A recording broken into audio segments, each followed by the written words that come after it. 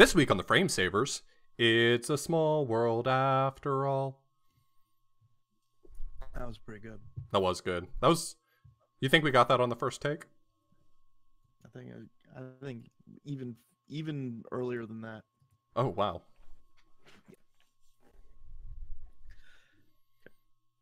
This is episode 72 of the Frame Savers. If you're new to the podcast, we are a retro video game podcast that focuses on speedrunning.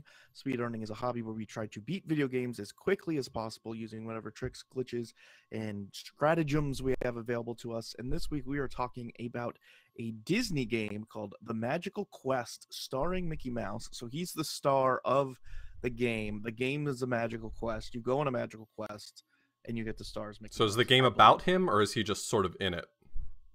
I mean, I think it's starring him. Okay, now that okay, that you raised some good points there. Yeah, not just like acted by, starring Mickey Mouse. No, I mean when you put it that way. But before we dive into that, as always, what is going on with you, bud? I'm doing pretty good. I'm done with Pugsy. I don't know. I'm in that gray area where I'm not sure if I already talked about this. I got like the goal time in Pugsy, so I'm donezo. I'm donezo with Pugsy. So hard on Pugsy. It was a long time. Yeah, it took a while to get there, but it took a while to get there. But now now that I've basically become the best video gamer in the world, I've decided to bestow my gifts upon others, and so for the summer, I've decided that anyone who can get, or rather the first 4 people this summer who can get a sub 28 time in that game, I'm giving $25 to. So I put a little bounty up, see if I can get some takers. I've already got a few people looking into it. Someone's already claimed the first one. So yeah, I saw that. They got the time, and people said, "Do you want to play more of it?" And then they said no, but then they got the money. So it was nice. I mean, that's what we're here for, is getting the money. So now you just professionally play La Mulana only, or yeah, I've been playing La Mulana a lot lately because the sequel's supposed to be coming out pretty soon, so I didn't want it to drop and for me to still be in the middle of La Mulana 1, so I'm in a rush to get that done. I've got some other speed plans I'm working on, some games that I'm interested in that I'm going to work on, so. Nice. How about you? Nice. Well, I've been doing a lot of rando. Doing a lot of rando. I know. Link to the Past rando. I've been, as I said previously, organizing the Mega Man 2 Game Boy tournament. So I had my first match in that against our boy Infinite Mystery. I ended up victorious. And I got another match this week. So I've been playing a little bit of that. Mixed in with Link to the Past, a little rando. And then yesterday I had a big long old Super Mario 64 adult beverage drinking stream to raise money for GDQ, so that was a lot of fun. So I'm a little tuckered out for this podcast, but I'm gonna he's powering through. He's being the best job that's ever happened. He's being a good sport about it. Imagine how good this is gonna be. You're gonna be like, wow, I can't believe that guy was tired because it was so good. I would never know. I got my money's worth. I gave you $25 to sing Africa by Toto. Yeah, which is really the only song. I did a lot of karaoke. I texted my landlord today. I was like, was it too loud yesterday? How'd that go over? He was like, yeah, it was okay. Because I sang a lot of karaoke. Your landlord was like, it was a little flat, but that's all right. Exactly. So we are recording this live on twitch.tv/theframesavers, so that is awesome. So what's up to the chat here? And we got some cool community events coming up. Really just the community event coming up. Summer Games Done Quick is going to be June 24th to July 1st. So that's only like 2 or 3 weeks away from probably when this will post. Yeah. And that's going to be supporting Doctors Without Borders. It's their biggest fundraiser for the year, I believe. And if you don't know about it, it's a 24/7 marathon going on for a whole week with just speed runs, and that's on twitch.tv/gamesdonequick. It'll be a lot of fun. Me and Chad will be there. I don't know if we announced this yet. I'm kind of in that same gray area where I don't remember what we've talked about and when the last recording was, but we will be doing a live panel there. We're going to be doing a Super Mario Brothers 3 episode with Grand Pooh Bear and Mitch Flower Power, so that's going to be a lot of fun. They have a race of all forts, I believe, going on at GDQ, so we're going to have them on, talk about a game that you know, kind of surprising we haven't talked about it yet. It'll be hard. We're gonna have to try and hold to like an hour and a half. It's gonna be interesting. So it might not be as filled with as many words as some of our episodes, but it's gonna be really good. So you remember when we started this podcast and we said every episode will be 90 minutes? Now we just have to stick to that for one time. Actually, I believe we said an hour. So I mean, I don't even. It's yeah, I believe like the first couple weeks, and then we're like, no, that's not gonna happen. And then yeah, now it's just getting longer and longer. So yeah, I look forward to forward to 2021 when we're doing like 4-hour episodes. So generally this question's directed to you because you have a lot of ideas. You're an idea man. You're up in the tower. You're making the things happen. Then you just delegate it out, right? That's what management's about. Why'd you pick Magical Quest?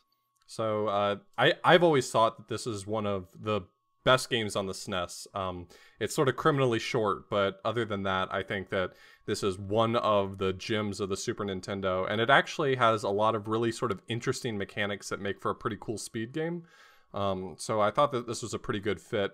I don't know. We've done a lot of Disney lately, what with the past 2 Star Wars episodes, so I figured why not, right? You know, do Star Wars month. Have you speedrun this before? So I did very briefly. I never got a particularly good time. I was just sort of trying to get a sub 20 in this game, and I did. But after sort of putting together the notes and watching lots of videos and stuff, I've been thinking like, man, I'd love to play this game again. Nice. Yeah, my history with this game goes all the way back to yesterday morning when I played through the game. So I played through the whole game. That's my history with it. So, you know, it's been a good 24 hours. New favorite game? You know, I've enjoyed it. Well, I'm not gonna spoil it. I'm not gonna spoil it. I'm gonna leave my opinion until the ratings. Sorry about that. So we're gonna go ahead and listen to some fresh music. Listen, get some Mickey, get some Disney in your blood, in your ears, and then we're gonna talk about some, I guess, of the history of this game.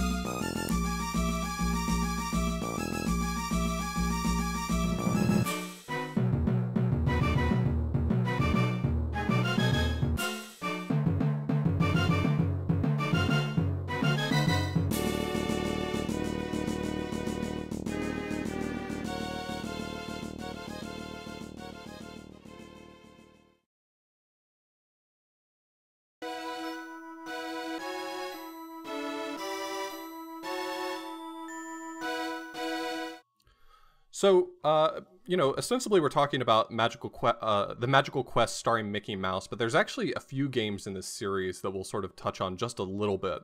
But first and foremost, the most important game I think in the series, and my favorite in the series was the first one, which is titled The Magical Quest starring Mickey Mouse. And it was developed by Capcom in November of 1992 for the Super Nintendo, and it was published by Capcom and Disney Interactive. And Capcom and Disney Interactive had this like long-standing partnership that went back all the way to the NES. A lot of really big NES and SNES titles that a lot of people really love, things like DuckTales 1 and 2, Chip and Dale 1 and 2, Darkwing Duck, Goof Troop, The Little Mermaid, Mickey Mousecapade, Adventures in the Magic Kingdom. All of those are Capcom. A lot of TFS episodes in there. A lot of them. Yeah, a lot of really great. We've done Goof Troop, we've done Little Mermaid, we've done Magic Kingdom. How have we not done DuckTales? There's not much meat on that bone. No, I think that's the answer. DuckTales. Did we? It was the first listener selected episode. Oh, I'm so sorry to the listeners. It's okay. How did we make that's not important right now.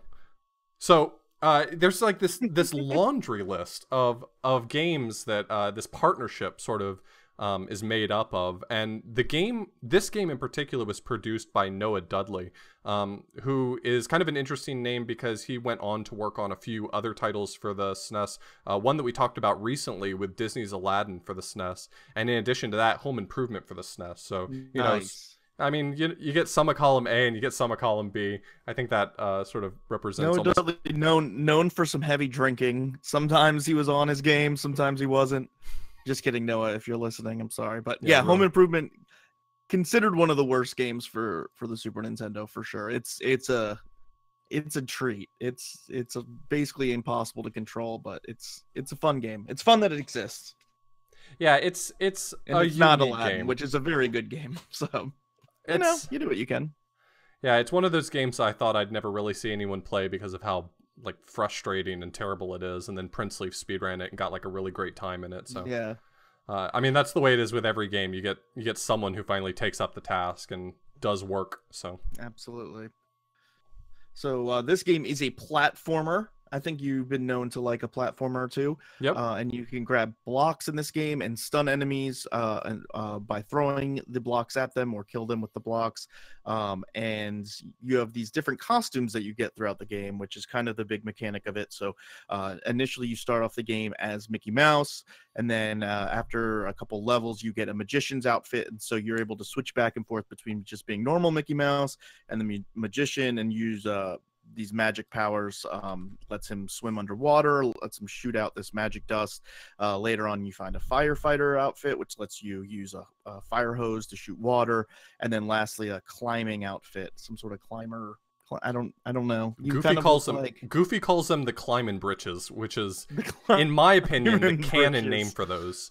Absolutely. I accept no other name than the climbing britches. You kind of look like Robin Hood, though. Yeah. It's like a little Robin I think as a Hood kid, outfit. I had associated it with Robin Hood, and it's only as an adult that I started to figure out not what it known was. for his climbing prowess, really.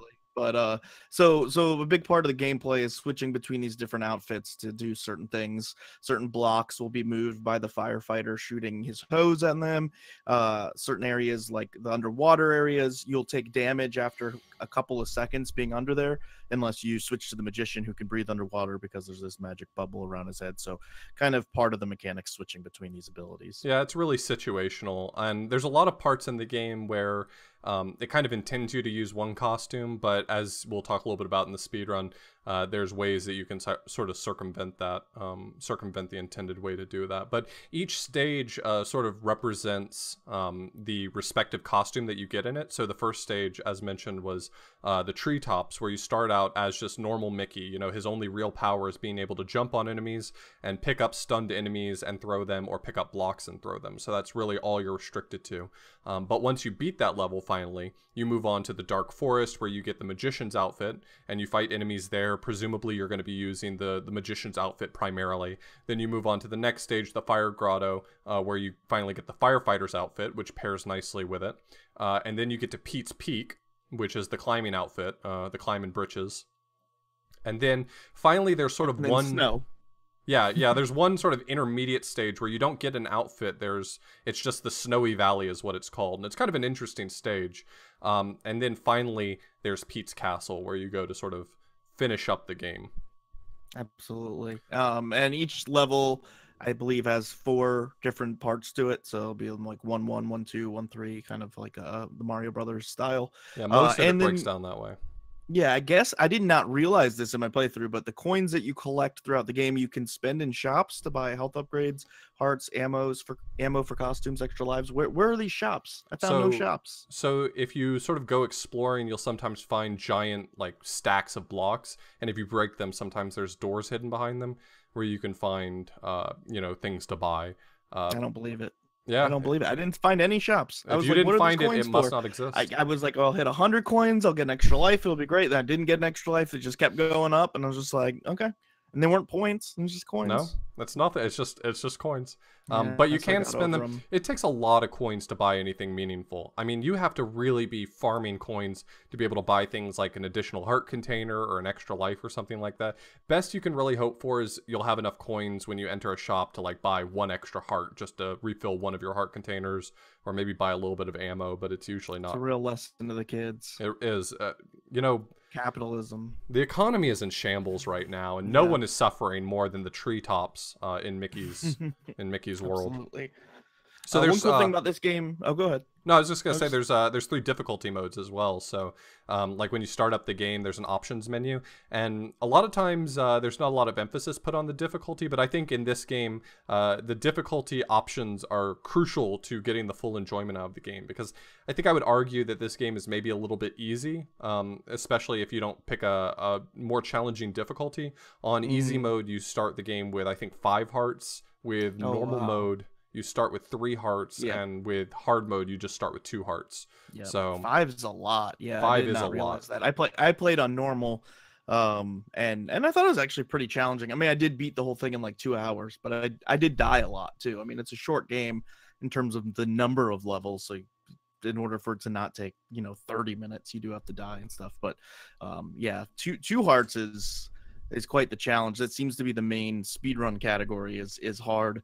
Or it's at least the first one that comes up, the one that I watched, and that's not a lot of room for damage boosting or making mistakes. So yeah, I think the difficulty is pretty crucial to kind of making the game what it is. Yeah, and I think that's more for historical reasons. Some of the earlier speedruns that we'll talk about in a little bit were on SDA for hard mode.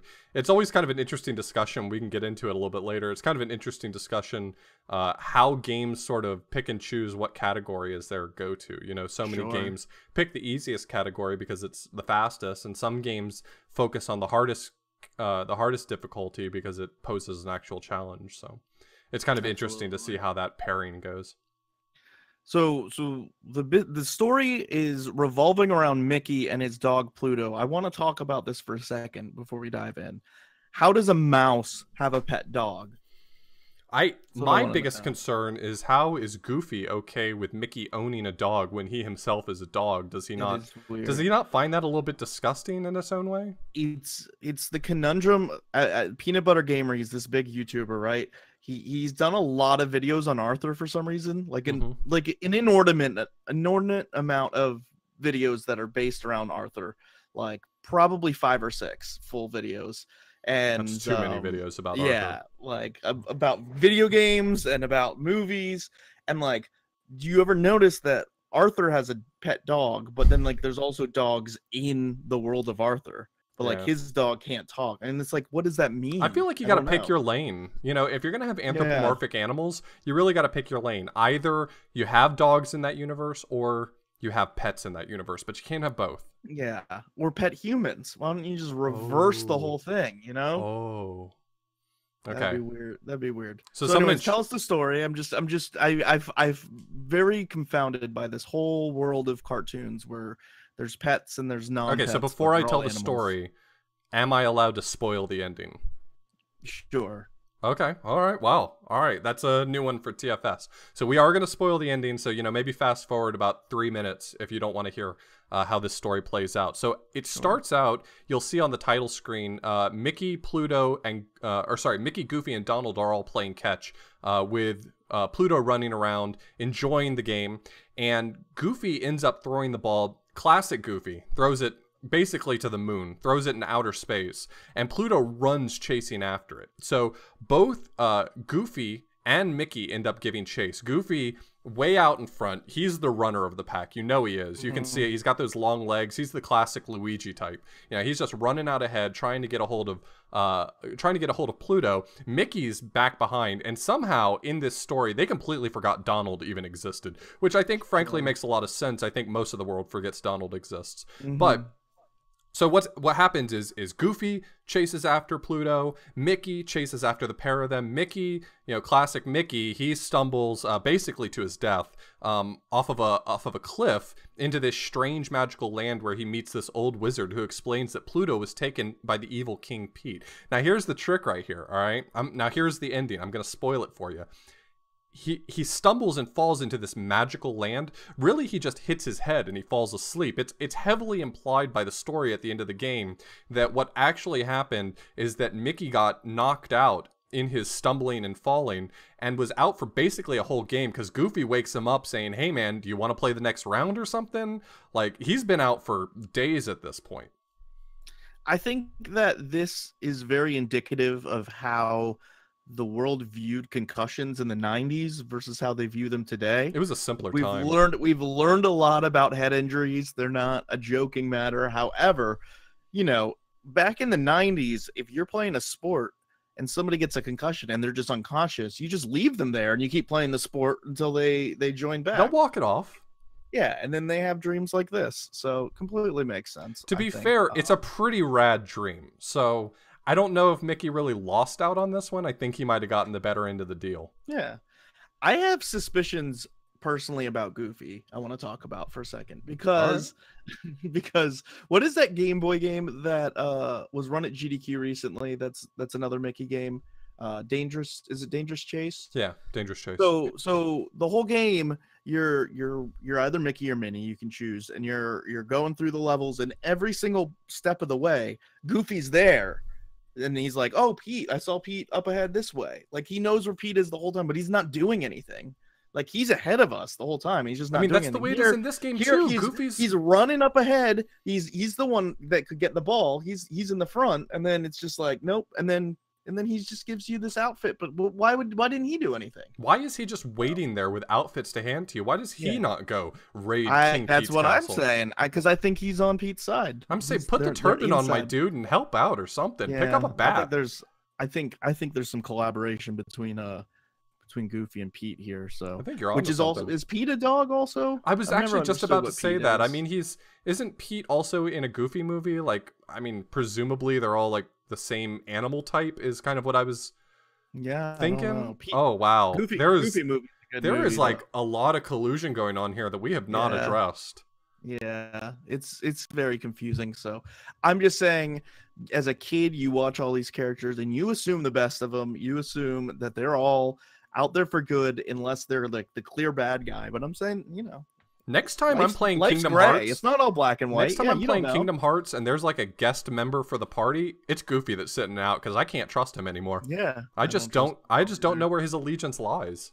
Absolutely. So there were some sequels to this game. So we've been talking a little bit about this game. This game, casually speaking, it's a really straightforward game. It's 6 levels. It has a really cool outfit system that makes the game fun to play. The bosses are kind of challenging. One kind of interesting boss I do want to point out right now is the very first mid boss. I kind of was always fascinated by this boss because it seems so obvious to me the Capcom influences, because he seems exactly like a Red Arimer from the Ghouls and Ghosts series. And he does. So I always thought that was kind of an interesting, like, somehow Capcom convinced them to let them slip in a Ghouls and Ghosts character. It's so obvious that he's supposed to be a Red Arimer of some sort. So I always thought that was kind of funny.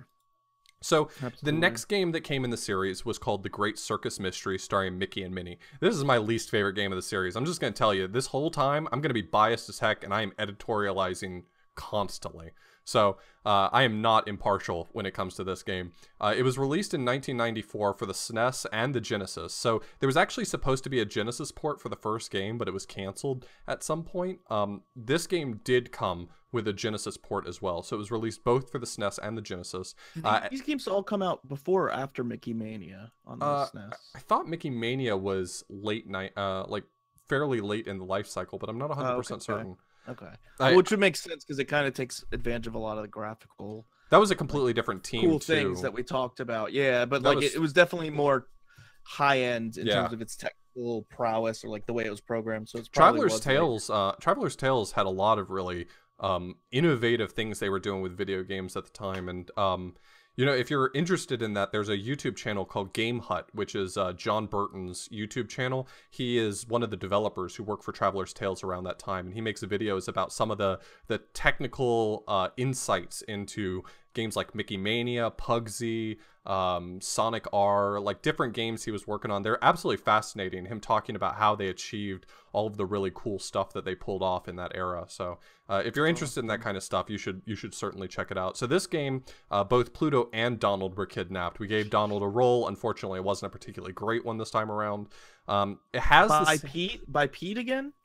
I think so. Pete is the final boss. What does Pete want with this dog? What does Bowser want with Peach? There's no way that he's having a baby. That makes more sense to me than a dog kidnapping another dog. I think he's just trying to piss off Mickey. I think he's just. That's gotta be it. Right? I think he looks at Mickey and he's like, every time he's angry, I laugh. Yeah.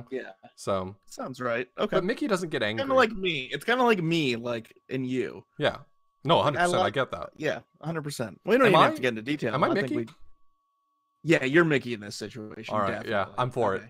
Don't worry, bud. Yeah, you're definitely making that. So this one had a pretty cool costume system as well. One of the reasons why I'm pretty biased against this game, one of the reasons I don't like it, legitimately is because the costumes were really uninspired. There was no particular costume that was like, oh man, this is really rad to use. You know, the climbing outfit in the first game and the magician's outfit in the first game, they were pretty cool outfits. I was never in love with the firefighter, but they were cool outfits. This one had a vacuum cleaner. Which allows you to grab blocks, enemies, and coins. So you can use it to like grab enemies without actually having to stun them in advance. You can just suck them up with the vacuum. There was a safari outfit, which just gave you the ability to like cling to walls and grab onto hooks in some places. And then there was a hobby horse, which allows you to jump slightly higher and shoot a cork gun. But there was really nothing that felt really fun to use. I've played this game actually a few times in my life, just trying to give it another chance. You know, I sort of live my life by the, you know, I'll try anything twice rule, because you never know if like the first time just sucked for some other reason. Yeah. But I've played this game a few times and it's just not good. It's just not a good game. It doesn't have it. It doesn't have it. Now, one of the things that does make this game cool, and one of the reasons why I'm kind of glad this game does exist, is this was the first game in the series to institute the 2-player cooperative simultaneous play. So you could play with both Mickey and Minnie on screen at the same time, cooperating. Awesome. And that's pretty cool.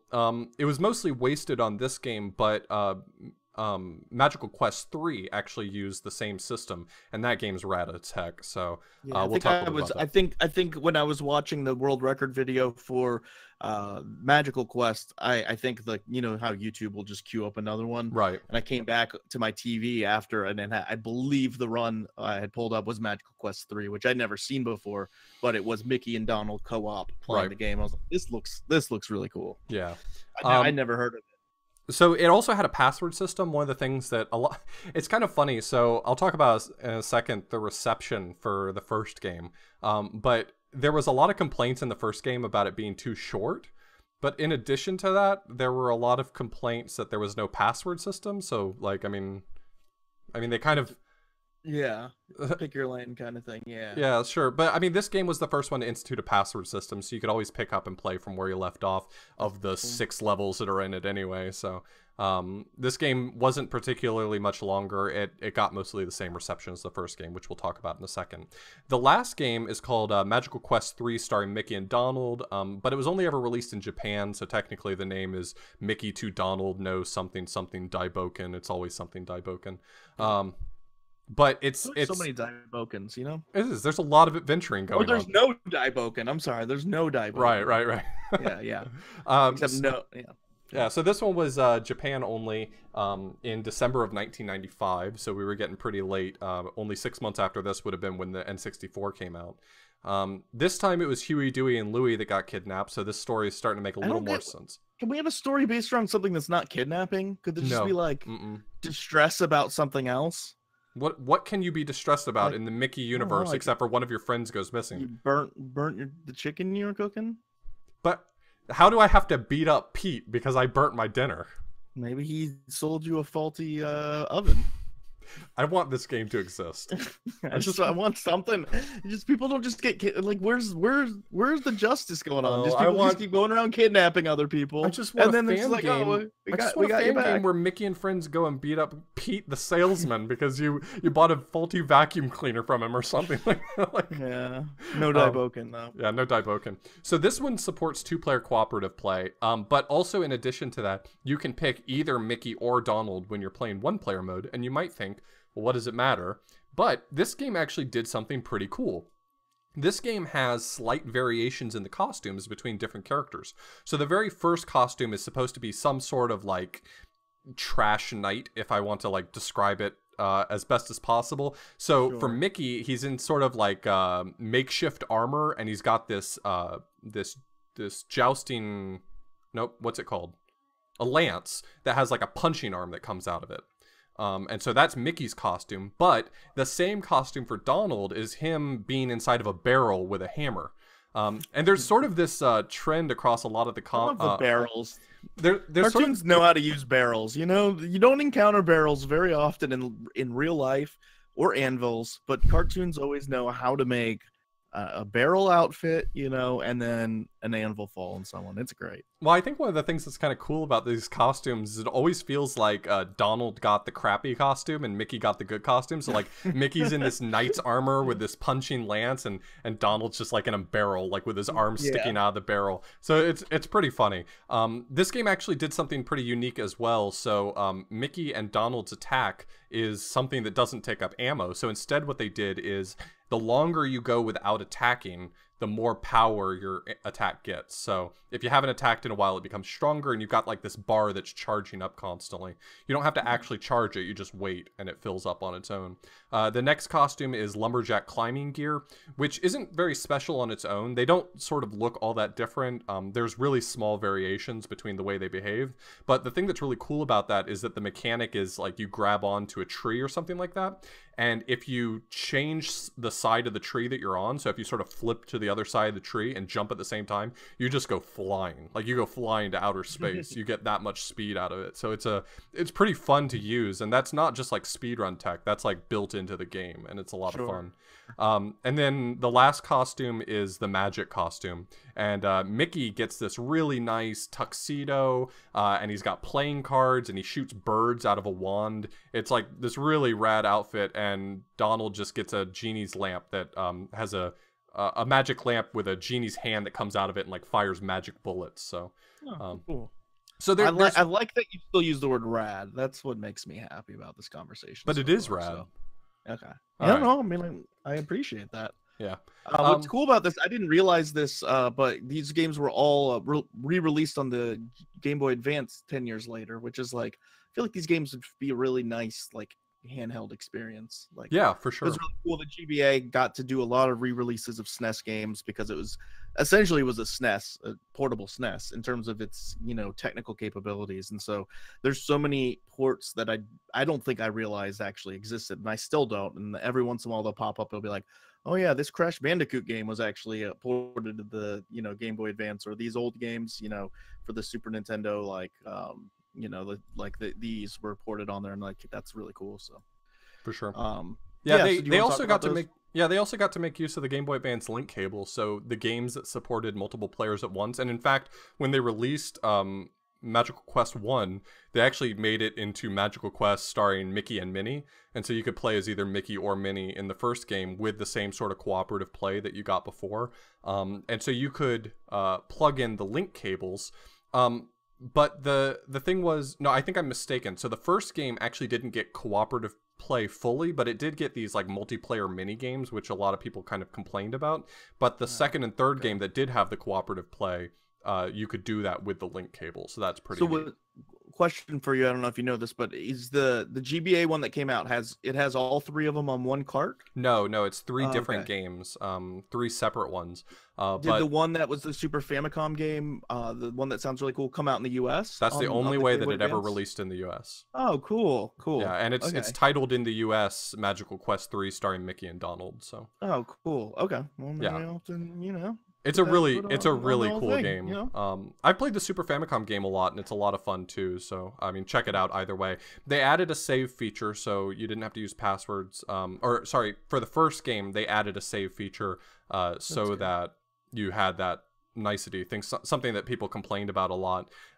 It received less favorable reviews. Like the original game received pretty good reviews. I'll mention the reception in general in a second, but generally the reception was positive, but people complained about the cramped screen. So that, I think that's a big issue with a lot of GBA ports, is that the screen being what is it, 3x2 instead of 4x3. It's usually a very strange resolution. Like it's different than the Game Boy. Like it's way different than the original Game Boy as well, or the Game Boy Color and stuff. Like if you're doing overlays for Twitch or whatever, and like you're doing a lot of GBA stuff, like the resolution is a unique one that's only used for GBA. Absolutely. Kind of hard to port things over to it when they, you know, they're never going to be coming from the same resolution if they're not designed for that. So it's just always strange to think. I mean, the GBA was functionally in a lot of ways equivalent to the hardware of the Super Nintendo, with some added benefits, even that it could do things like basic 3D without the need of any special chips or anything like that.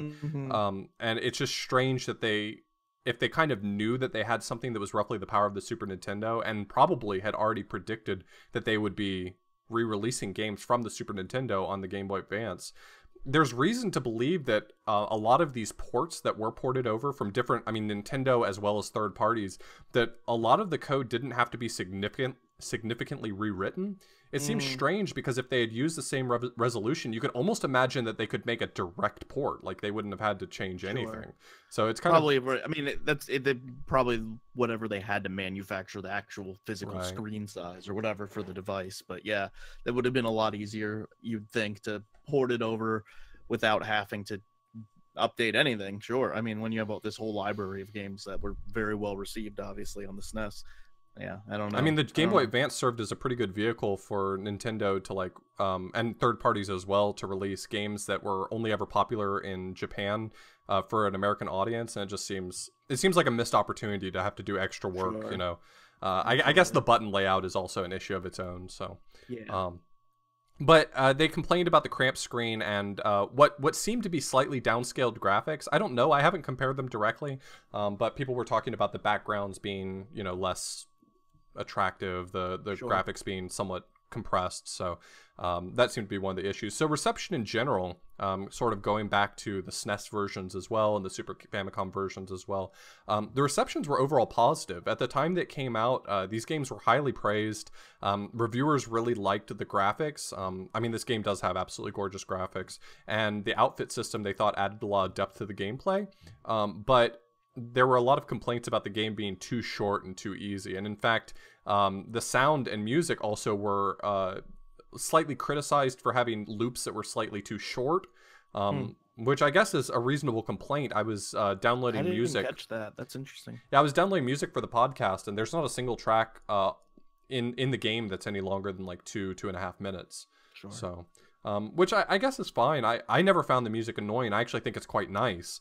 But there was no noticeable, I mean, I guess we can talk about that in the ratings for that part, but there was no noticeable like short loop going on that stood out to me where I didn't feel like, you know, it was fitting in as normal video game music. So that's interesting. Yeah, looking at the ratings I could find, it looked like the SNES version was released to something like 8 or 9 out of 10 versus the GBA version, and obviously this is a 10 years later, looking at the game with 10-year later eyes, but it got ratings more like 6 or 7 out of 10, which is probably fair for a port of a Super Nintendo game, just in general on the Game Boy Advance. But you know, it is what it is. It's kind of interesting. It's always interesting to see a port that's more or less a direct port get such drastically different ratings when it's just released. I think it gets rated in terms of kind of, you know, you didn't come up with a new idea, so now we're judging it purely on how good of a port it is of the original product. So it's like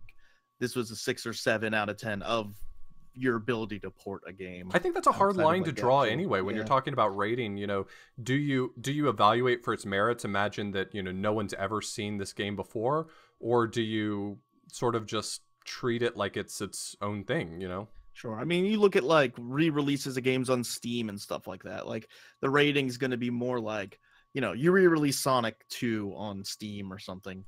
The rating is going to be how good of a, you know, representation of the original Sonic like experience is this. It's not going to be an actual rating of Sonic 2. You know what I mean? Right. That's absolutely. Just kind of, I think that's the downfall of doing ports, and it's almost always going to be you know, at least less. It's pretty rare that you get a port or that, you know, adds enough to the game in a way that like improves it from the original experience. I mean, it does happen, but it's pretty uncommon. Usually there's something going on that makes it a little bit worse. So sure. Yeah, for sure. All right, well, with that, let's take a quick break. We'll listen to some of that music we were just talking about, and then we'll jump directly into our ratings.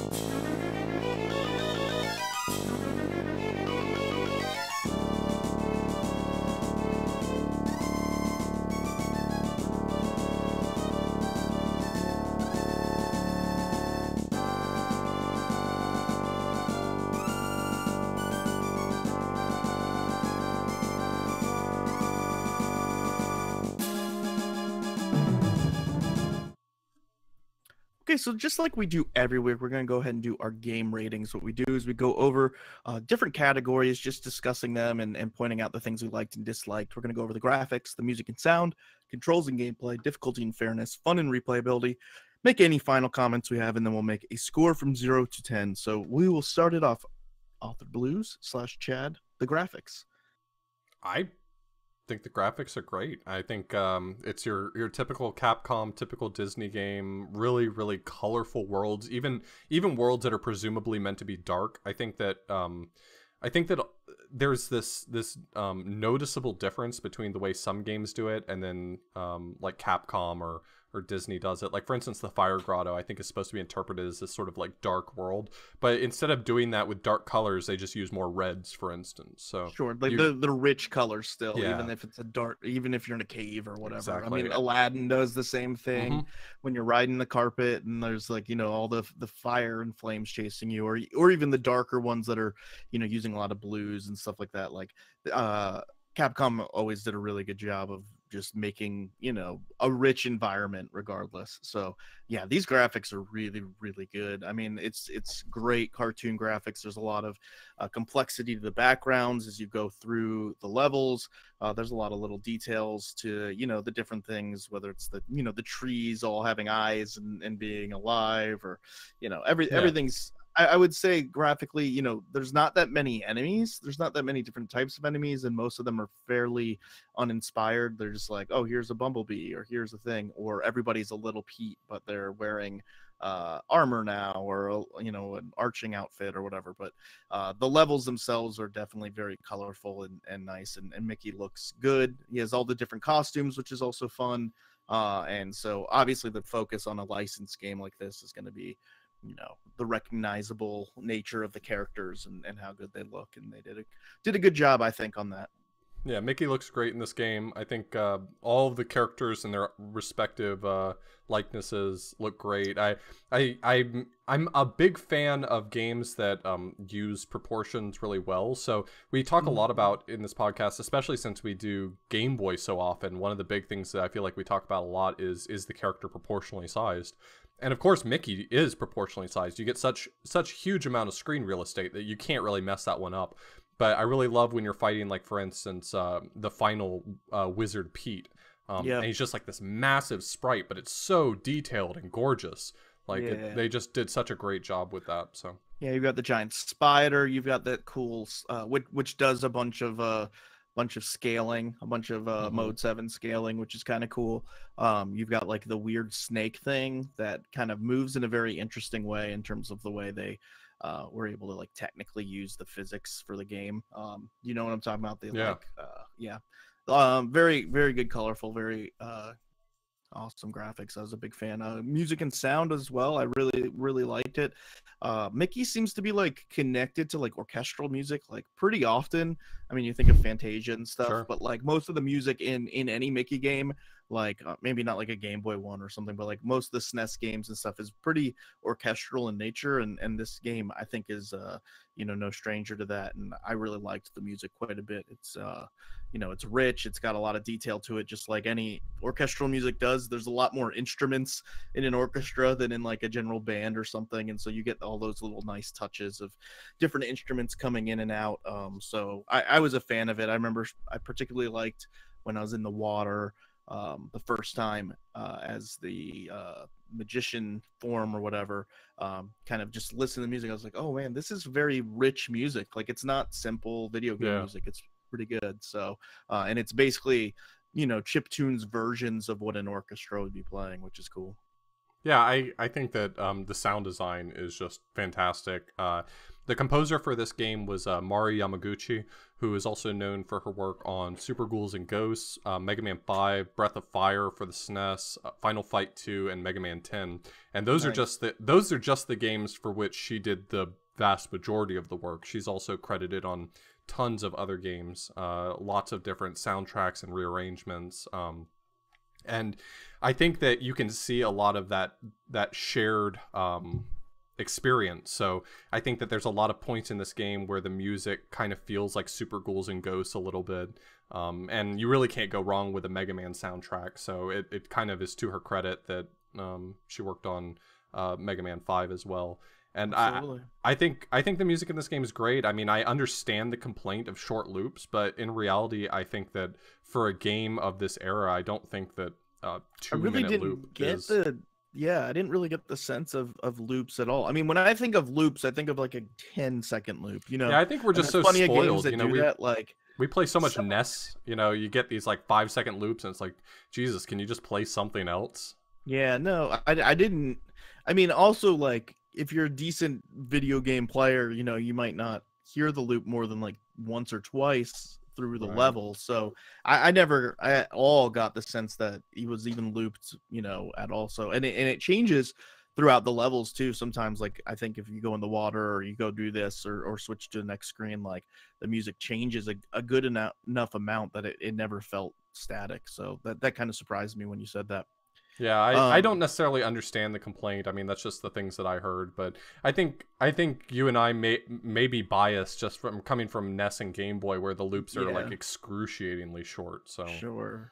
You know, I think in general we're probably going to disagree a lot more about this game than you think. I've kind of been playing my cards close to my vest, I would say. all Is it right, close to my vest or no, my close chest? to your chest. Just my chest? What if I I'm mean, wearing a vest you and wear a that's vest on your the chest. I think it's okay. Okay, interesting. But anyways, yeah, the music and sound and the graphics are I think the strongest points of this game by far. They're really good.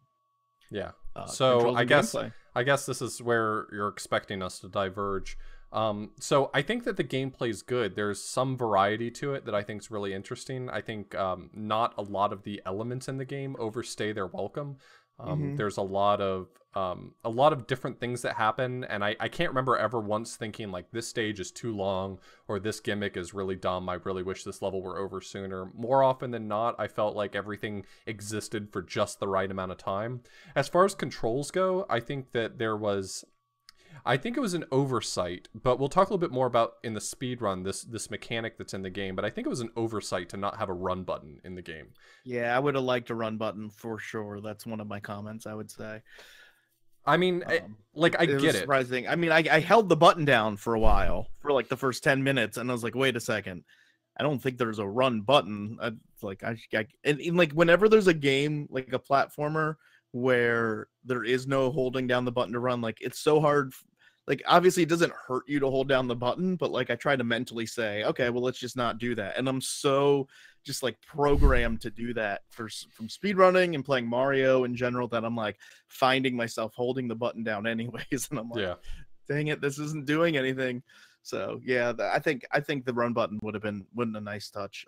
I think the gameplay in general, like, I mean, this is your typical platform. I just find it uninteresting, to be honest. Like the game is good, and then like this will reflect my overall rating. Like it is a good game, but like it also like in no way.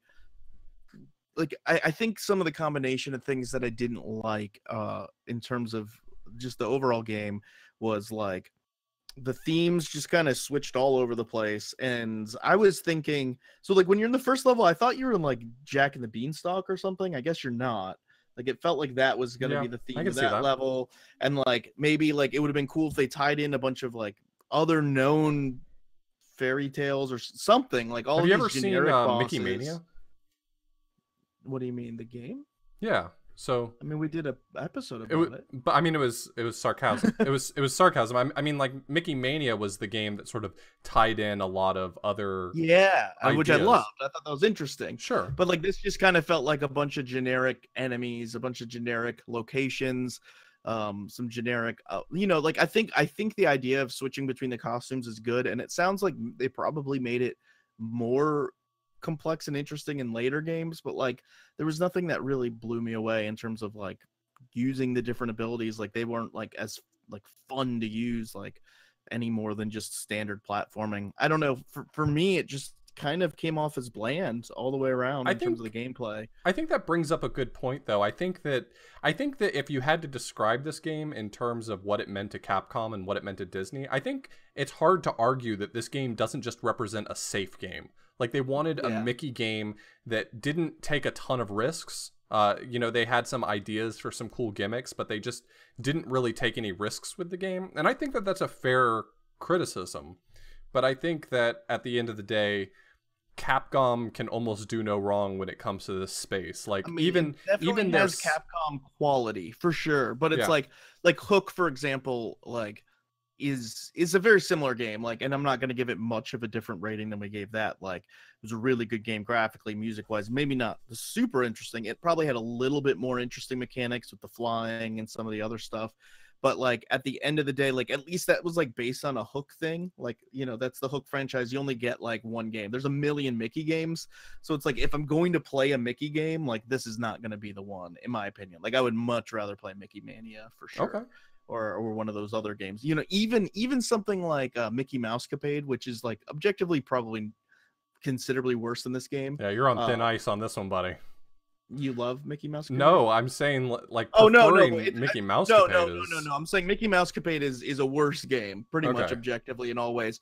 But like it's at least has like it's somewhat more interesting in some way. Like for me, if I'm gonna pick up a game and play it, like if it's just playing it safe, you've said this before, like boring is the worst thing you can do. And so like this game, like to me was fairly boring in terms of its gameplay. Like at least a bad game, or even like Mickey Mouse Capade, which I grew up with, like not a good game, but like there's something interesting about that game that this game just is missing. Yeah, I totally get that. I mean, I certainly have nostalgia goggles for this game, and on top of that, having attempted to speedrun that definitely adds a layer of complexity that I think makes this game a lot more interesting. Speedrun is pretty interesting for sure, and that's a different conversation. But I totally get it. This is a super safe game from the perspective of Disney and Capcom, and I totally understand why this would not be necessarily like your number one go-to pick. Maybe if there were more puzzles, there were more different. I mean, if you're talking about Mickey games, I mean, and maybe this is discussion on its own, but if you're talking about Mickey games, like Mickey Mania had the problem of it being too hard and perhaps unfair.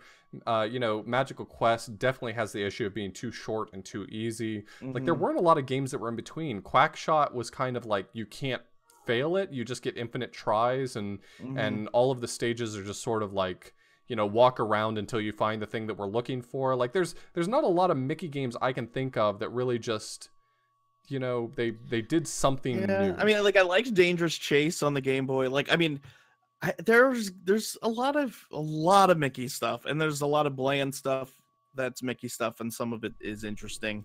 But like I guess just this particular experience, like and maybe it was just a little, maybe not oversold to me. I just like, I know people liked this game a decent bit. I mix up all these games in my head, the Illusion games, this and that, because I never grew up playing any of them. I remember playing Mickey Mania a bit as a kid, and that's it. But like I mean, I beat the whole game, and so like I you know, it wasn't one of those things where like, you know, if I had only played the first couple levels, I might think, oh, well, I'm sure something happens down the road and I would feel better about it. But like after just playing the whole thing, I just felt like I was ready for it to be over. Yeah, you asked me how much longer am I going to be playing, and you were like World 5. I was like, you're pretty much done. So I was like, okay, good, because I didn't want to be playing anymore. Which is not a good sign for a game. I think probably the fundamental issue with Mickey Mouse as an IP to be using for games is that he can't be edgy because it's Disney's like flagship.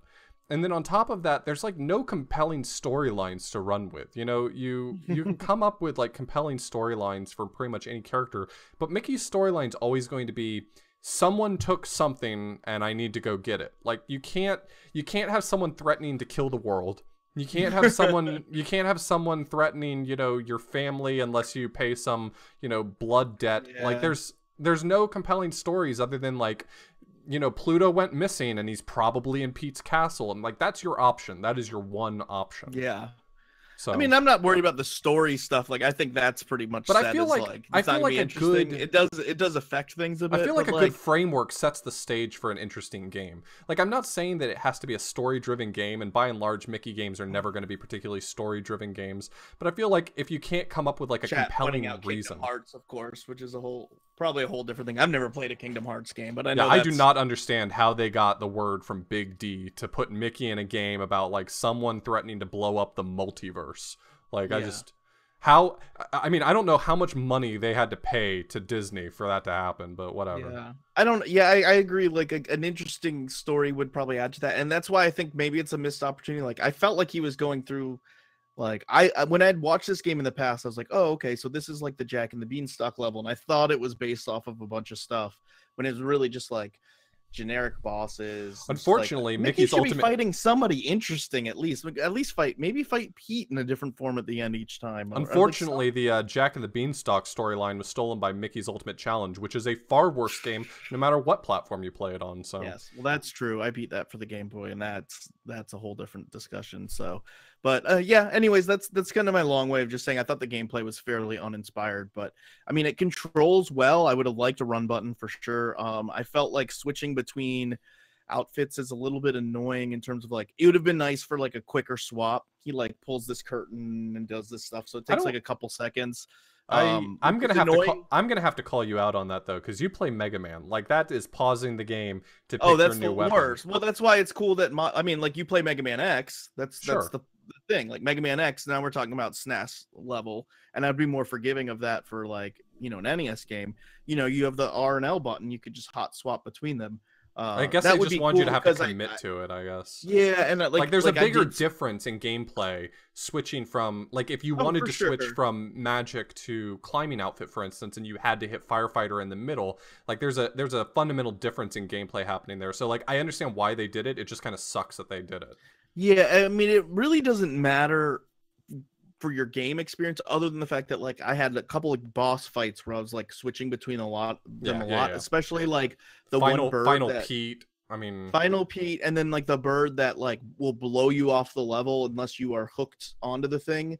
But like it's a lot easier to fight using the other stuff, so I'd have to hook onto the thing, then swap back over. It expects you to stay in climbing outfit for the whole fight, so that was never intended that you'd have to swap a lot in that fight. Okay. I don't think it's really intended that you are supposed to swap a lot in any fight except for Final Pete, where you're like juggling ammunition. Sure. But I definitely understand what you're saying. I agree as well. It's kind of frustrating. You sometimes second guess saying, is it even worth changing my costume, because I just don't want to deal with that animation. Yeah. So and then I would say like I thought the most of the stuff controlled well, except I didn't think the climber controlled very well. Like I did not like the grapple mechanic. I didn't like I figured it out, and it has a very weird control where it's like if you hold down the button all the way, then it like automatically does what you're trying to do with the D-pad. But if you do what you normally would try in any other game to do with the D-pad, you basically fling yourself down and die. As a kid, I got stuck on Pete's Peak forever. It took me forever. I died a ton there until I was like, okay, because I didn't realize like all the things I was trying to cling to, like I didn't even have to jump to them. I could actually just do it from the ground. And I was like, okay, well, I'm an idiot. But I kept trying to jump and do them, and would never hit it because it's not like this free flowing hitbox that like makes a nice smooth grappling animation. It's like it's pretty rigid, and then like again, like if you're trying to just like kind of do a quarter circle, half circle with the D-pad to like swing yourself over, that's not the mechanic intended. You're supposed to like hold the Y button until it flings you forward automatically. And that took once I realized that was the case, it was fine, but it's just like I didn't that took away any of the enjoyability of using that costume for me. It was there is some nuance to it. Like if you let go at the right time, you do get even more momentum, but the timing on it's weird, and I feel like it's really unintuitive. Like I wasn't a stupid kid when I played this as a kid, and I played this a ton as a kid. I loved this game. I played this so much, but I used to get walled by Pete's Peak every time. I don't know how many times I got through Pete's Peak, and it was every single time just via dumb luck, because I certainly hadn't worked out how the grapple mechanics worked. And I think that if it's that unintuitive, I think that that's a failure of the game itself. And I think that the grapple mechanic is absolutely one to complain about in this game. Yeah. So that was definitely one for me. I mean, there's a bunch of small different things that I could point out. Like it's really annoying. The things that you pull on, I don't know what they are. The giant Mickey heads that you pull to like. Oh yeah, the boxes that have the chain you can pull like for some reason, like you can't do it with the magic person. Like he doesn't have arms anymore. But he like can shoot the box to break it. But oh, you can. Okay, well I didn't realize that. There was one that I was just trying to pull, and I'm like, why can I not pull this? He has arms just like the other one does. He didn't lose his arms. He's not armless. Magic Mickey has to shoot it enough times, and Water Mickey can shoot it enough times and it'll break. Yeah. But it's I agree, it's unintuitive, and it's just kind of silly that there's that change in gameplay that way. It just felt like there was enough things like that where I was just like, not annoyed. Like it controlled well. It was Capcom quality, but at the same time, it was just like not fun to control in the Right. way that like a Mega Man X is fun to control, you know. So, Absolutely. And I think that's what made Mega Man X shine at the end of the Mega Man series, you know, is that Mega Man, the classic Mega Mans were a lot more clunky, whereas Mega Man X just suddenly made the game have really fluid movement. And I think that sort of fluid movement, I mean, correct me if I'm wrong, but Mega Man X came out before this, right? Yeah, I think I mean, so. this was 92, right? I thought X was like 90. 91. But I mean, even then, Capcom knew how to create a game with really nice fluid movement. And I would argue that there's a lot of really nice fluid elements in this game, but it wasn't designed around really nice movement, and it should have been, because that makes the game feel really rewarding to play. If it's not, then it should be designed around puzzles that are built around these costumes, and it's not really built around either of those. And that's why I kind of felt like it was just getting to the end of a level. I would have loved to have seen more stages that like challenged you to figure out how to use your costumes in tandem to achieve something. Yeah. Like maybe you had to put out a fire on a block before you were able to magic it to move or something like that. Or like, or organize the blocks in a way with shooting the thing where it's like more of a puzzle. Like you have to move these blocks in a certain order in order to get to a certain place or something. You know? Absolutely. It just felt like everything was very bland and not that inspired in terms of trying to, you know, make it an experience, I guess, of some way. But probably going on too long about controls and gameplay. Difficulty and fairness. You said it's pretty easy.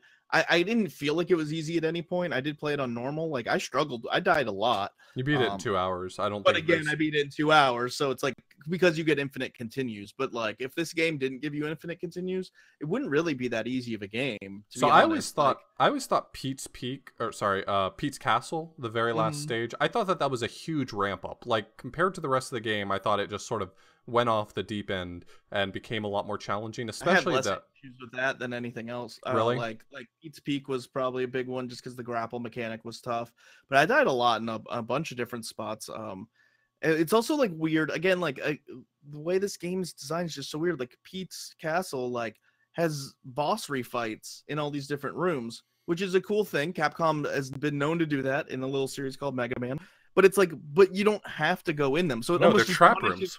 It literally punishes you for exploring. So like, why? That's not who's happy about that experience. So I understand it. I understand the notion of having trap rooms. I mean, a lot of our favorite games have trap rooms. Give me a reward for it then, or something. I mean, like Link to the Past had plenty of rooms where you'd walk in, the doors lock, and you just got to kill the enemies to get back out. There's no. You wouldn't have to fight the boss. No, I wouldn't be refighting bosses. I understand the scale is different. different. The bosses in this game are the most difficult part probably of it. Like some of the bosses, some of them are very easy, but like the spider boss was like kind of a pain for me to fight for sure. Like there's limited space. It's a big sprite. I felt like most of the mid bosses were harder than the actual bosses, like the hula skirt one in the Dark Forest, or the fire grotto fight where he was shooting up the lava platforms underneath you, trying to make you hit the spike ceiling. I thought those fights were way harder. The only boss that I thought was even remotely challenging was the end of Fire Grotto, where you had to shoot that face until it cooled off. The platforms rotating around it really quickly, and you've got to cool it off. If you realize you can duck underneath the bottom, then you're pretty much set on that. But I think the spider was tough, and I think the bird thing was tougher than any of the other bosses probably. Okay. But you know, that was interesting. But I thought the game was a fair amount of difficulty. If it were longer, I don't think the difficulty would be such a complaint. I think it's just a short game, but like I felt like the levels were tough enough to get through. You know, there just should have been more of them, especially for SNES era game. I mean, SNES had some pretty long games, so I mean, Capcom knows how to make hard games. They made Super Ghouls and Ghosts. That stage has what, 8 stages that just loop one time, like and that game will take you hours to finish, hours and hours and hours and hours and hours. It's not easy. So Capcom knows how to do that. I bet they were pretty heavily restricted by Disney to make something playable, which also doesn't sound like Disney either, because Disney, you know, responsible for sort of that fun rule that everyone knows about, you know, like blockbuster games. They wanted to make sure level 2 was always pretty much impossible so that you couldn't just rent the game and beat it. Like this does not follow in those footsteps either. So like how it ended up being so easy. I don't know why you don't make more content. Like I don't think it matters that, like, I think the level of difficulty was fine, especially because you have the easy, medium, and hard kind of thing. But Like, I just don't know why not make it like 10 levels. Like, it was just kind of short, I guess, for being. Yeah, I don't have a good answer for that. I mean, SNES games had the capability, like I think a lot of games in the NES era were like this, where they were 6 levels and they were too short because of that. But like when the SNES came out, I mean, you had games like Chrono Trigger on there, so it's like you could make a game that was like considerably longer and this amount of difficulty, and I bet you people wouldn't have complained about the difficulty because they wouldn't be like, oh, the game's already over. It's just the combination of the two that yeah, Demon's Crest, Super Ghouls and Ghosts, like, I mean, they knew how to make games that had content. I don't know, it's hard to say. I think that the difficulty is probably still too easy.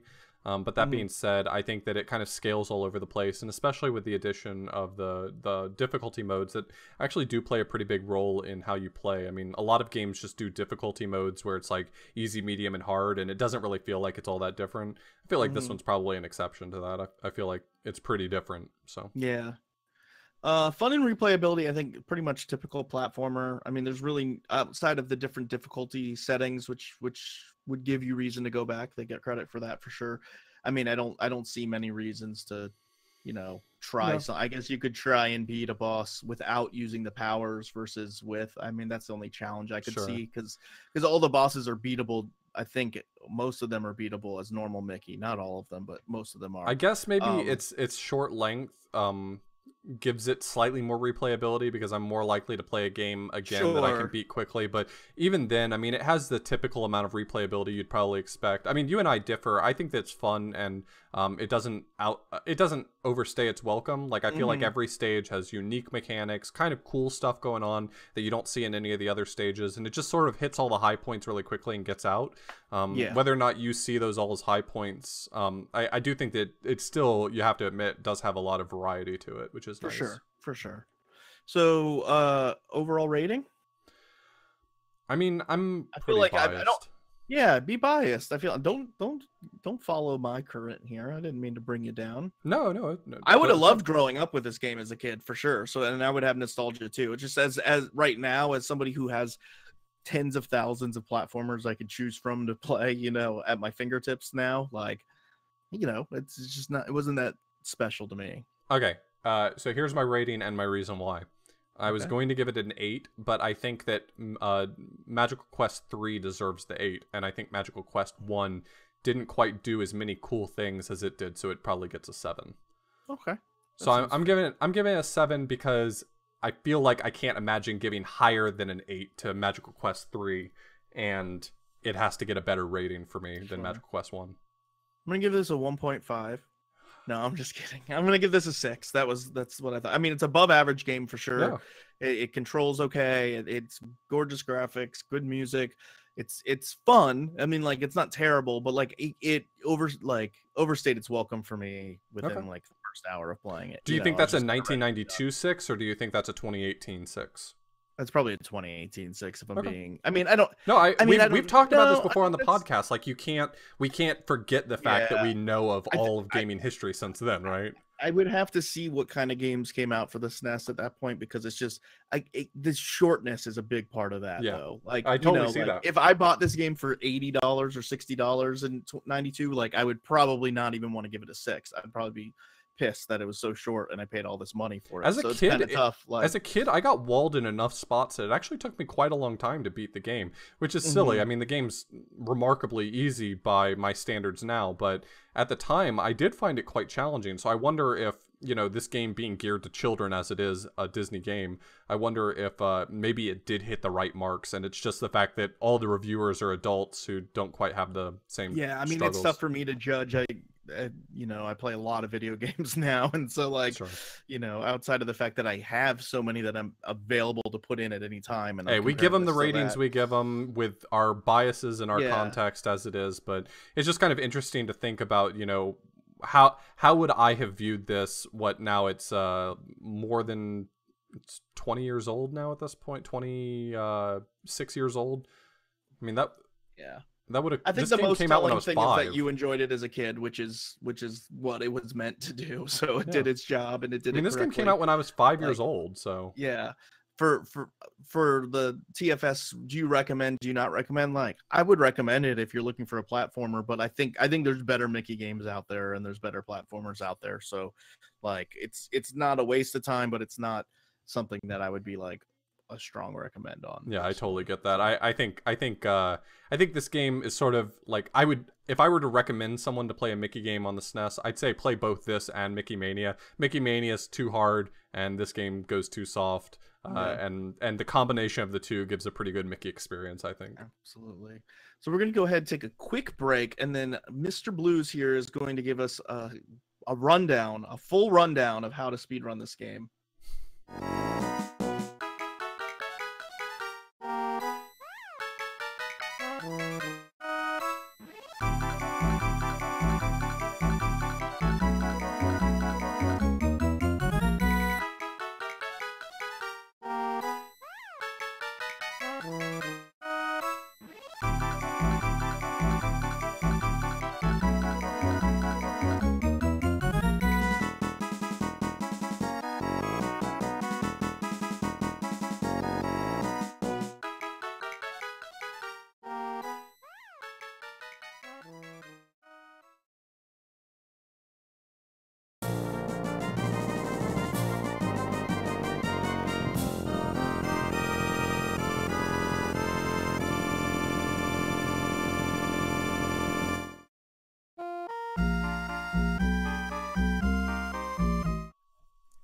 So this game kind of has an interesting history. We talked about the fact that it has different difficulty modes, and I think this is one of those games that, despite how similar the different difficulty modes are, it really does warrant a different category for each difficulty mode. I don't know if I necessarily think that normal really needs a speedrun, but I can see the difference between easy and hard. Easy is definitely going to be able to take more risks, whereas hard has to play it a little more conservatively. So the history of hard mode, which is definitely the primary category, I would say, for this game. The history starts back in May of 2007. I don't really have any information that goes back further than that, but in May of 2007, Rob Mickey Mage Whitener submitted a 1656 time to Speed Demos Archive.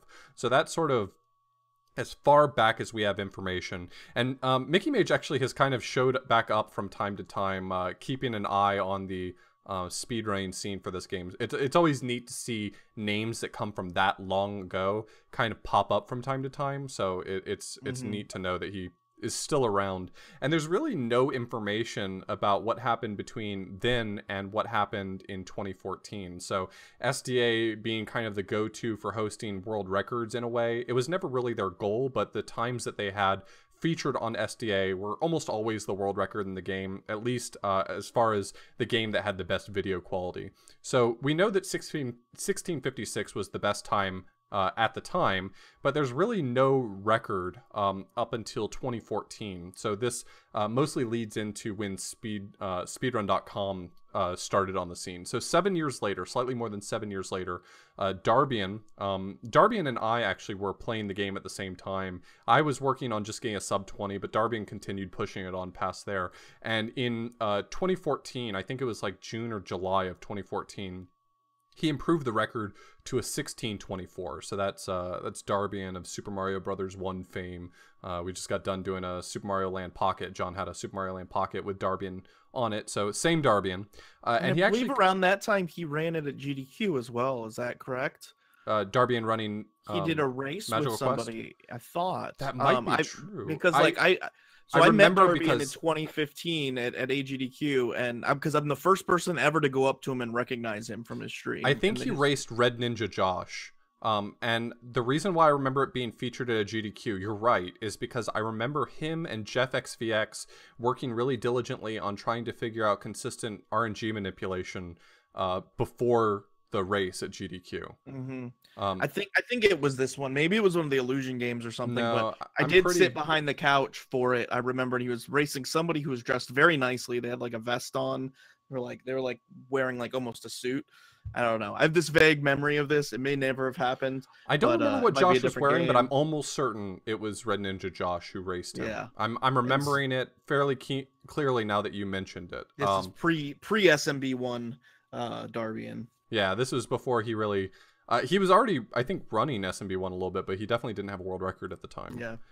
So he continued improving it to a 16:15 on January 1st, 2016, and that's where Darbian kind of stopped with the game. So that's actually a pretty big gap. So that was mid-2014. Darbian finally made his last improvement on January 1st, 2016. So that's a year and a half span that Darbian had the record and was improving the record. He had barely edged out Mickey Mage initially and then continued improving it all the way down to a 16:15, at which point LaHulk began running the game. Probably started about that month, though his first time he submitted was on January 26th. So that was at the end of the same month. And his first submitted run was the last place on the leaderboard, as so often we are. But he continued improving, as LaHulk often does with video games, and ended up pushing it really far. He finally surpassed Darbian on February 13th, 2016 with a 15:15. So that was the first sub-16 time. I'm not sure. Yeah, or 15:55. I'm not sure if Darbian at the time thought that sub-16 was even possible, so that meant LaHulk had some new strats up his sleeve, and he eventually pushed the time all the way down to where the record is now, which is a 15:47. That was later that month, so that was February of 2016, and so the game has kind of laid dormant for 2 years now. Yeah, it's interesting to always see just LaHulk's ability to just take any SNES game and even take down a runner like Darbian who had been running it for like a year, you know, and it's like it's almost too much to believe. Like you'd be like, there's something going on here, but like, you know, I've been in the practice room and with him, you have, and I've watched him do the Aladdin stuff while he's just chatting with you normal, and it's just like, I don't know, this guy's like bred in a factory to just play the Super Nintendo real fast. If I didn't know LaHulk as well as I did and have seen him, you know, run games live and run games in front of me and seen the work that he puts in, the hours and hours of practice and the hours and hours of runs, if I just saw his end result and the people that he bops and what a time difference he puts between himself and second place in every game he plays, I would think that it was illegitimate. But that's not to disparage LaHulk. We know that he is the real deal. It's just that's how amazing he is. Is that you jump to think. And this is totally his kind of game. Like it's like every Capcom Disney game on the SNES, like LaHulk's gone hard in the paint on. So it's funny. I enjoyed watching his run. It's so clean. Like you can't tell. I'm sure there are time losses. I think I maybe saw one, but it's like he puts together these. Every time LaHulk puts a video up somewhere, he's always like, you know, I lost 1 second in such and such stage. And it's always like, if I only lost 1 second in a stage somewhere, I'd stop speedrunning over it. Like that's that's it for me, right? Yeah. So yeah. I don't get it. Yeah. So, but yeah, it's funny. Him and Darbian at the top of it. Not a lot of people run this game though. I mean, there's only 4 or 5 things on speedrun.com. Kind of surprising. I don't know if this is like a less popular Mickey game or what. You grew up with it. I didn't play this or the Illusion series really as a kid, so I don't know if it's just less popular. But I think there's a lot of mechanics to the game that I would think would attract people to speedrun it, and so I'm always surprised by the fact that there aren't more people. There's only 4 people on the leaderboard that I would say, quote, I mean, I hate to be that person that like draws a cutoff somewhere, but I'd say that there's 4 like legitimate speedrunners on the leaderboard. It goes all the way down to Mickey Mage. There's 2 more people, me and one other person. I wouldn't consider those particularly special speedruns. I think the other person has like an 18-minute time. I've got a 19-minute time. Like not really enough time put into it to be like, oh yeah, they really like put work into it. Yeah, I mean, I think part of it, I mean, I wouldn't be surprised. I mean, it's tough when you look at a leaderboard and there's only 4 or 5 people and like the top 2 are LaHulk and Darbian, and you're like, well, I'm already going to be at the bottom of this leaderboard just based on the fact that there's only 5 people here, you know. I'd love to see statistics on how often people like decide against speedrunning a game after looking at who or what the time is for running the game. Because I mean, it's happened to me before, at least in terms of how much time I put in a game. Like if there's a 5-person leaderboard and I grind a couple hundred attempts to get from 5th to 4th, you know, it's kind of discouraging to be like, well, I could improve my time by another 20 seconds, but not even move up a place in the leaderboard. Right. You know, whereas when you do a game like Link to the Past, it's like, well, if I improve my time by 7 seconds, I'm going to bop somebody ahead of me, you know, even though it's an hour and a half long Sure. game. So, Yeah, yeah. definitely one of the attractive qualities of running a game that has so many people on the leaderboard. It's like even the smallest of improvements can bump you up a spot on the leaderboard, and that gives you that sort of internal validation that some people really need. So Yeah, I mean that's how I felt with Kid Dracula. I had bopped somebody that you're friends with, I forget, that I put a decent amount of time into it, and then like the next person that I could bop was like Starvin Struthers, who had put like months and months of time into that. So it was like it's really hard to motivate yourself, and I'm always really like, you know, just in awe of people who are like able to motivate themselves to improve their PBE, even if it's not really gonna like change their standing. And right. like that's the kind of thing that Hulk does. Like just the fact that he was able to grind it from, he could have just stopped at 15:55, he'd still be the world record holder, but he spent all that time grinding it down to a 15:47. Like that's tough to do. I don't know. Yeah. That's a tough place to find motivation, I I mean, think. just to continue singing the praises of Just a Hulk, I random mean, speed he's the one who, if you run. remember from us talking about the Aladdin episode, he was the one who Joe D'Amelio put in something like 10,000 attempts to beat Hulk's time when new tech came out, and Hulk like turned around the very next day and beat his time back. It was just like I'm not suggesting that Joe D'Amelio is one of the top speedrunners Unbelievable. of Yeah, anything. he's Like yeah. I'd say if there was a way to produce a general speedrunning ranking, I would say Joe D'Amelio deserves to be pretty high up on it. And Oh yeah. and Hulk was able to just like turn around in 1 or 2 days and say, nope, I'm gonna beat that time, and he just did it. Yeah, So it's crazy. I don't get it. I don't get it. That's why we talk about them. That's why we so talk about the games. so this game has some pretty interesting movement that I think makes a really interesting speed game. So in terms of playing this game casually, I think the absence of a run button does make this a really frustrating experience in a lot of ways. You know Mickey can run fast because you see him do it occasionally, but you can't produce it on command. So it's not like Mario where you just run for long enough or run holding the run button and suddenly you're running at top speed. Like Mickey, Mickey just sort of, you would observe him just doing whatever he feels like, and that's not a nice feeling to have.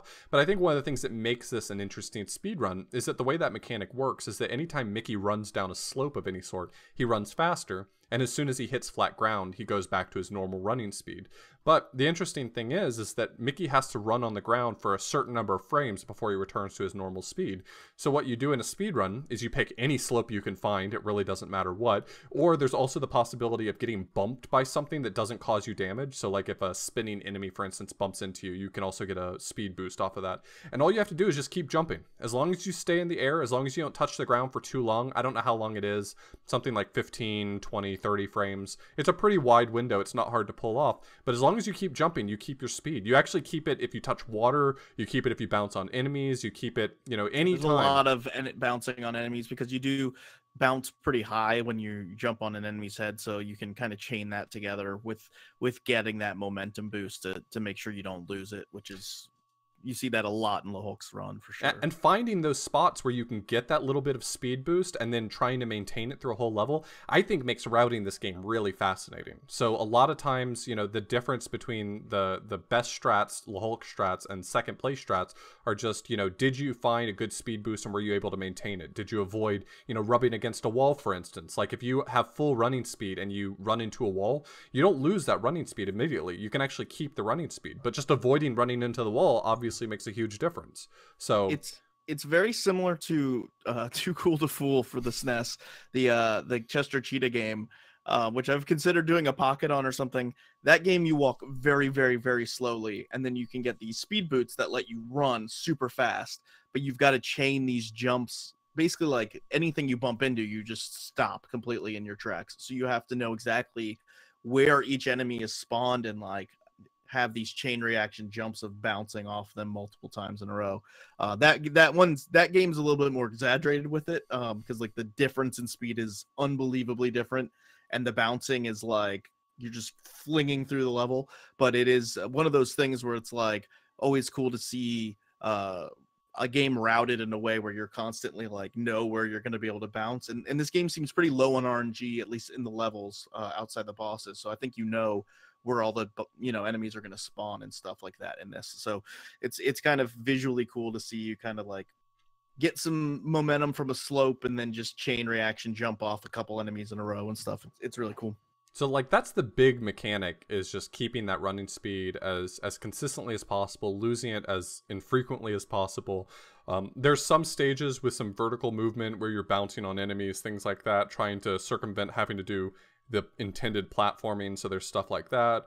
Understanding how to use the grappling hook. So we talked a little bit about how frustrating the grappling hook can be, but it actually opens the door to a lot of tech once you get that suit, the climbing breeches. You can use that. If you grab onto something, you can fling yourself forward and get a little bit of a speed boost off of that. I don't think you can maintain that as running speed, but you can get little speed boosts over and over if you're just dealing with a lot of flat ground. There's also other little things like boss RNG manipulation. So it makes a pretty significant difference in the run, for instance, getting the best pattern on the first mini boss versus getting a worse pattern on the first mini boss. And a lot of work's actually been put into figuring out how to manipulate that RNG. Things that goes far back is like, did you break a specific block in the stage, can impact whether or not you will likely get the best patterns or the worst patterns. I think if I remember correctly, going all the way back to when Darbian was working on it and working with Jeff XVX on figuring out the RNG for the game, you know, they had sort of worked it out to like, if you make sure you break this block and you make sure you kill this enemy, you got a 50-50 shot of getting this pattern or this pattern. And so, you know, a lot of work's been done to try to get the patterns to sort of settle down, find the best RNGs possible. There's quick kills on a lot of the bosses, things like when you fight the spider boss, jumping on his head's actually really fast, and so if you get yourself trapped between a block and the boss's head, you can jump on it really, really fast. Yeah, the spider boss is really a cool fight. You know, that is kind of a long fight when you do it, you know, in your standard way, and it's kind of hard to even know where you can jump on his head. You generally are kind of, I felt like, at least I was more focused on using the magic attack on him because it was a lot easier. But like the fight that Hulk does, he spams the magic attack, which is cool, and then he like finds a way of jumping on the spider's head right under a block where he's able to like jump on it multiple times really, really quickly. It's a really cool fight to see. Yeah, absolutely. And then I think the last sort of interesting boss trick quick kill is so the bird boss at the end of Pete's Peak, you talked about how frustrating that fight was. You use the grappling hook to keep yourself from flying off whenever the wind tries to knock you off the stage. But as it turns out, the wind only lasts long enough to knock you basically the width of the screen. So the speedrun uses the magic, because the magic's way faster. It just stands all the way to one side of the screen, and the wind will knock you to the other without killing you. And so understanding that mechanic can be really valuable, because then you don't have to wait for the boss to spit out projectiles to shoot back. Yeah, it's not intended, I don't believe. No, absolutely not. Like, because like I tried to do that similar thing, but like just to a point of like, is the game intending for me to stand on one end and then get blown to the other? And it was like, nope. No, it's gonna blow me right off. But I guess if you stand all the way over, like there's probably only a couple pixel window. I don't know. I would assume you have to be pretty far over to pull it off, able to stay in that magic suit. There's a lot of really cool small tech to this game that, you know, you can just watch it. You can watch Hulk's run and you'll notice it. It's visually interesting and cool. I mean, obviously outside of the boss fights, you know, and the Pete fight is pretty complicated as well. You know, you want to talk about the big skip, or so you didn't put it on this list, so I wanted to just make sure you didn't forget. Which one are you talking about? The grappling underneath 4-2. Oh yeah, so 4-2, it's a little bit faster to go under the stage. There's a lot less to deal with, and you don't have to do proper platforming in the stage. So 4-2 is a stage where you're sort of on this floating island, and if you go over the top of the island, you have to do a lot of grappling, a lot of platforming. That's going to be a lot slower in general, and there's not a lot of good opportunities to get full running speed. And so the speed run actually goes under the bottom of the stage. So it's a floating island, and so you just continuously grapple along the bottom of the island, jumping off of your grappling hook just to grapple again moments later. And the game tries to prevent you from doing this. There's actually these sort of tunnels that go down through the island where wind shoots down. And if you wanted to do this sort of casually, you would probably grapple until you got to one of those tunnels. You'd wait for the wind to pass, and then you'd jump across the gap. But what you do instead is, if you can grapple sort of across the wind so that you don't get caught by it, you can just push your way through it. It actually requires a lot more precision than it probably looks like. When you see it happen, it just looks like you're just grappling continuously across the bottom of the stage, and it's no big deal. But it actually requires lining it up really precisely so that when you get to one of those sort of tunnels that go through the island, you can grapple straight across it in one rather than trying to jump across that gap, because if you jump across it, the wind will catch you and drag you down. So yeah, I think it looks impressive as is, not even knowing that. So right. If you've played the game for a couple minutes and you've used that suit, use the grapple mechanic, I think you'll feel like it's a pretty impressive thing, because it's hard enough just grappling normal stuff in the game that's intended. So to grapple underneath the bottom and continue it going on for that long without making any mistakes is pretty awesome. I would say that the grappling hook has a pretty steep learning curve to it. Once you finally figure out how to use it, it's a lot less frustrating than it seems. But there is definitely a period of time where it's just frustrating to even deal with. I mean, when I first started trying to speedrun this, and I mean, my time's not even that good anyway, so I don't know why I mention it, but when I first started trying to speedrun this game, I did go under the stage, but it was always so nerve-wracking. I mean, once you get the hang of it, it's really not that difficult to do, but it was always so nerve-wracking because you just sort of expect that at some point across the width of the entire stage, you're just going to miss one grapple at one wrong time, and that's going to be it. So absolutely. How much time does that save?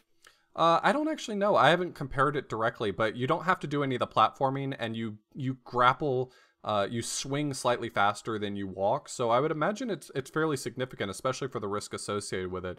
I've never seen a speedrun at any level that doesn't do that trick. So it's worthwhile to do. I would imagine it's, only seconds, but seconds add up in a game that's as optimized as this one. Sure, and only 15 minutes long. So yeah.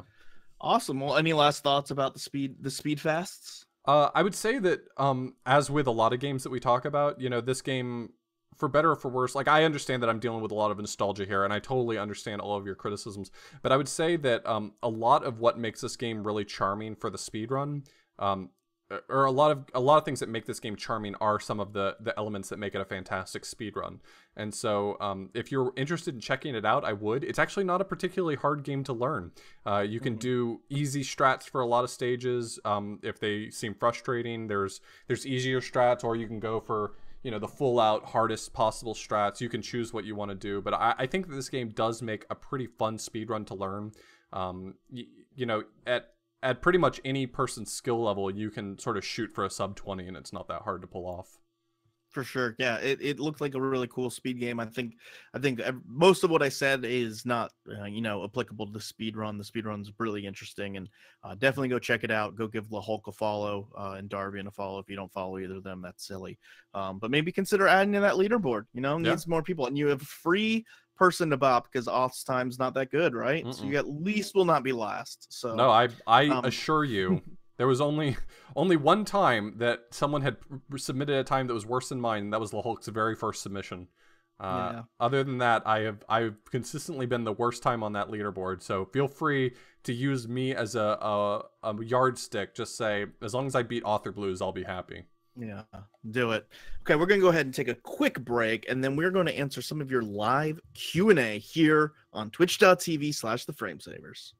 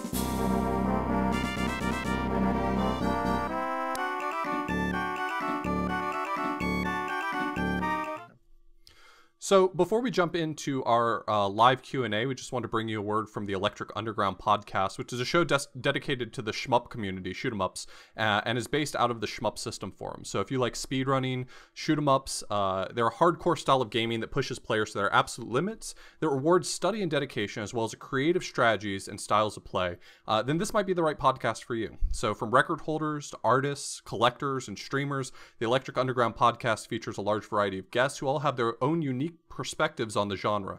Whether you're a hardcore fan of shmups or not, definitely check out the show, trying to ignite more general interest in this genre of gaming. So if you're looking for the Electric Underground podcast, check them out on SoundCloud or Google and look for the Black and White Spaceship. Don't be fooled by the other podcasts of the same name, which happens to be dedicated to electro music. There also happens to be a link to the show's Discord on SoundCloud, and you can find them and all the guests there. So the Electric Underground podcast is sponsoring TFS this month, so go give them a follow and a listen, especially if you're into shmup games. There's a lot of awesome shmup games. The shmup community kind of has its own thing that's, like it says, similar to speedrunning. They're very dedicated. You know, there's a lot of like 1cc attempts and stuff like that go down there. So go check that out. I had a cool chat with Mark, who does that podcast and wanted to, help out the Frame Savers and sponsors for a bit.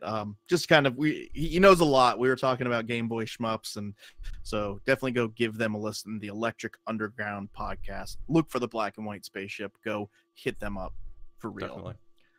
So we're going to go ahead and do some of your Q&A that you asked. So the first question we have is from Andy J. Retro, and he says, what is the biggest missed opportunity for a Mickey transformation? Ooh, that's a tough one. I think that Mickey should definitely have a centaur transformation for sure. What? Don't just brush that off. You just like talk. You don't want to engage. You don't engage my ideas. I just wanted to ask before we jump into this: are we going like, what would be the most fun gameplay, or what would be the most goofy idea? Because Mickey as a centaur has some real merit to it. Not necessarily as gameplay, but I just want to see that. Like, I want to see a drawing of it. You know what I mean? I want to see it. I want to live it. I want the gameplay. I want every part of that to be a real thing. Now I can't think of anything but Mickey as a centaur. He's half mouse, half horse. You read the cold read. I was trying to be nice. I was like, he's not going to have an idea. I read the question first, and now I've distracted you with my idea. There's no winning. I can't do it. I can't. Centaur Mickey is... I feel like if I Google Centaur Mickey Mouse, I'm not going to find something that I actually want to look at. So turn on the safe search filter, please. Yeah. Okay. What would be some good gameplay Mickeys though? I don't know. That's kind of an interesting Centaur Mickey is just, there's so much here. Okay, we need to talk about Centaur Mickey. Does someone ride him? Is it inappropriate to ride a centaur? Like, could Goofy ride Centaur Mickey? Would that be awkward? Because then you've got like a dog and a horse and a mouse, and there's just like the proportions are all wrong here. You know what I mean? I mean, I feel like he could be ridden, but maybe not like Goofy. Goofy's very tall. I feel like he's not. So Donald? Donald doesn't have long enough legs, though. He can't hold on to the saddle with his legs. You know, you need a lot of like leg strength to sort of hold on to the sides of the horse. And I can't imagine Mickey would be a particularly skinny horse either. I mean, have you seen the proportions of his body? It's very round. Oh my God, Centaur Mickey is this. There's so much to unpack here. It's the first thing that came to my mind because that's the way my mind works. Okay, so this is why I'm your podcast co-host. I think my problem with Magical Quest 2 was always the issue that I felt like the breakdown of power-ups in Mario games was always perfect. There was always an attack power-up and there was always a movement power-up. It's always been the case. Every Mario game, every power-up falls into one of those two camps. And sometimes games do more than two power-ups, but they can always pretty clearly fit into one of those two camps. And I felt like Magical Quest 2 didn't have a movement power-up. That's something you really want, especially as a speedrun, or if you're sort of an impatient gamer, you always want something that moves you fast. So I'm compelled as a speedrunner to try to think of like, what would be the coolest movement power-up for Mickey? Like a race car Mickey? Oh. But I was thinking like a spaceman Mickey where he has a laser gun was what I was thinking. That would be an attack power. I was thinking of something like, you know, those webbed flying suits? Like those suits you have where it's got flying squirrel Mickey. Exactly. That's what I'm talking about. Yeah. I'd love that. Because then you get like a sick glide off of it and you get enough speed and you can actually catch air. That'd be good. We're I'd like that. basically making a new game. It's what was our idea for the compelling oh yeah, Mickey and friends are gonna go beat up King Pete or Salesman Pete because he sold them a bad vacuum cleaner. Bad oven. They burnt the chicken. Yeah, right. A bad oven because Which is confusing again because like Donald Duck's his friend, and then you're but they don't eat duck. They don't eat duck. Only chickens. Okay, it's just confusing. Yeah, no, I totally get that. I totally understand. But I wonder if in that game we could have the flying squirrel Mickey. Like, I feel like we basically designed another Magical Quest game, right? I feel like it can't be that hard. You think of 3 things that Mickey transforms into, and then Pete did something, and then you put some good music in there. Goku Mickey? You could, like, Spirit Bomb? Wow. That'd be very, very anime Mickey. Yeah, but I mean, we've already had anime Mickey, with Kingdom Hearts, so I feel like it's a natural combination. I think Centaur Mickey's the winner for sure. Yeah, Centaur Mickey is my favorite one so far. So DSF actually asked in chat, do you guys think it wasn't actually Capcom's fault when it comes to how the game controls and ramps up in difficulty in certain spots? Knowing Disney, they probably had a lot more pull on what it was like while Capcom did what they could to sneak things in. That's actually an interesting point. A lot of Disney titles, especially in the SNES era and perhaps even going on forward, had a producer, and then they always had a Disney producer credit as well. So like Disney had someone on the inside making sure that the game went the way they wanted it to. And I imagine you're exactly right. I imagine Disney had a lot of pull, especially when it comes to the fact that they're creating games based on their, child-friendly licenses. They wanted to make sure that the game was not only appropriate for their audiences, but was the appropriate difficulty as well. I think it's easy to like put criticism into that statement, like, oh, they had somebody in there, they don't trust the video game people to make video games. No, but I think that can happen, and I think it's really awesome because like when you think about it, like all the Disney games for the most part, like 90% of them were pretty solid games. And so like I think that's a really awesome part of their kind of quality control when it comes to their license. Whereas other licensed games, they were like, I don't care. You use our characters, write us a check, and then you can make, a Top Gun game where there's no planes and you're just like walking around and there's no tie into the movie or anything, I mean, it's the way that. But yeah, I'm certain Disney probably pushed to make games a certain level of accessible to younger audience for sure. I mean, things like The Lion King, so Simba, were characters to Disney, but Mickey Mouse was their brand identity. Yeah. Like, there's nothing more iconic for Disney than Mickey Mouse. So they absolutely had to have something handle that IP success. I'm really surprised that they gave access to Mickey Mouse for Kingdom Hearts games. Like, you would expect that they'd be like, okay, you can use, Cinderella and you can use, Lion King and Little Mermaid, but Mickey is protected. So, I mean, I can't believe they would let him turn into a centaur. That was weird. Yeah. No one saw that coming. I hope this doesn't awaken anything in me. I don't know. Maybe that's, just you got to go with it. You got to go with it. Space Cow 2455 says, a general question for the panel. In your own opinion, what is the determining factor for categories in a speedrun? Just listening to the show for a while, I've heard comments that suggest the ideal is a single any percent board, but there seems to be points at which the hosts agree that a new category exists for a reason. I'm curious what the general criteria on what is and isn't a necessary addition. So just kind of talking about category stuff. I mean, we've talked about this, I feel like, at length, and I think you're probably the one to go ahead and go on a rant about this in a second because you're very passionate about things like this. But I think in general, the default is going to be any percent. When a game is so broken by glitches that it is very different than the casual experience, then generally other categories are warranted. But the times when other categories aren't warranted are when there are very small differences between systems or between a glitch or a trick and not a trick. And so when you start getting convoluted or confusing because you're saying, well, you can use this trick but not this trick because of this, it can get hard.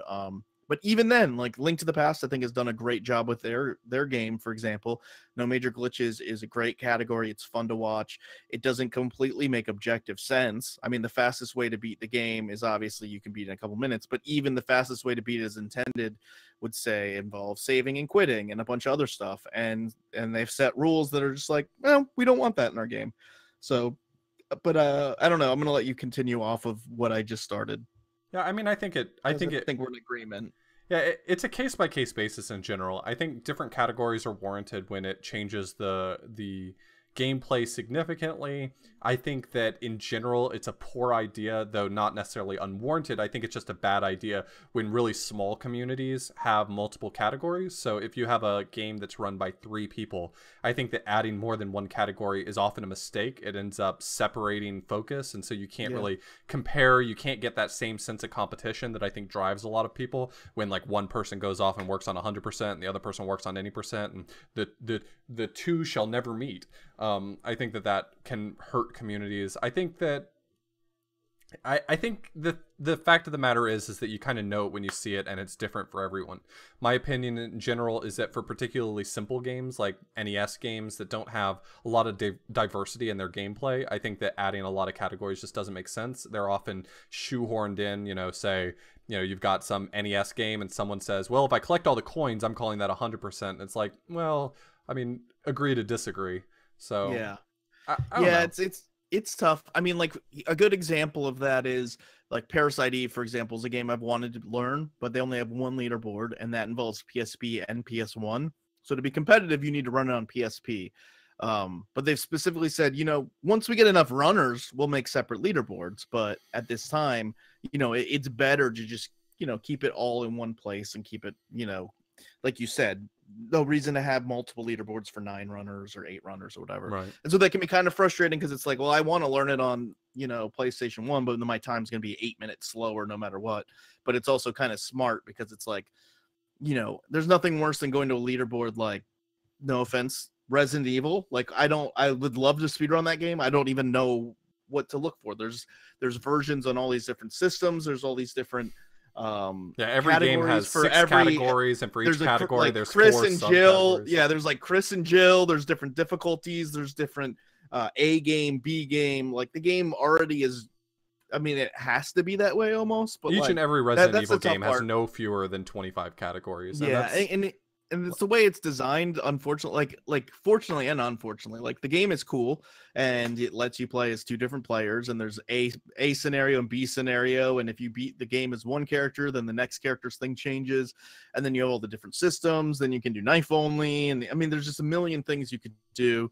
But it makes for an experience where you go on a leaderboard, you see 25 categories with only 2 or 3 people in there, and you don't know what the standard is. You need some sort of gold standard to say like, well, this is the main thing. If I want to branch off from that, that's great.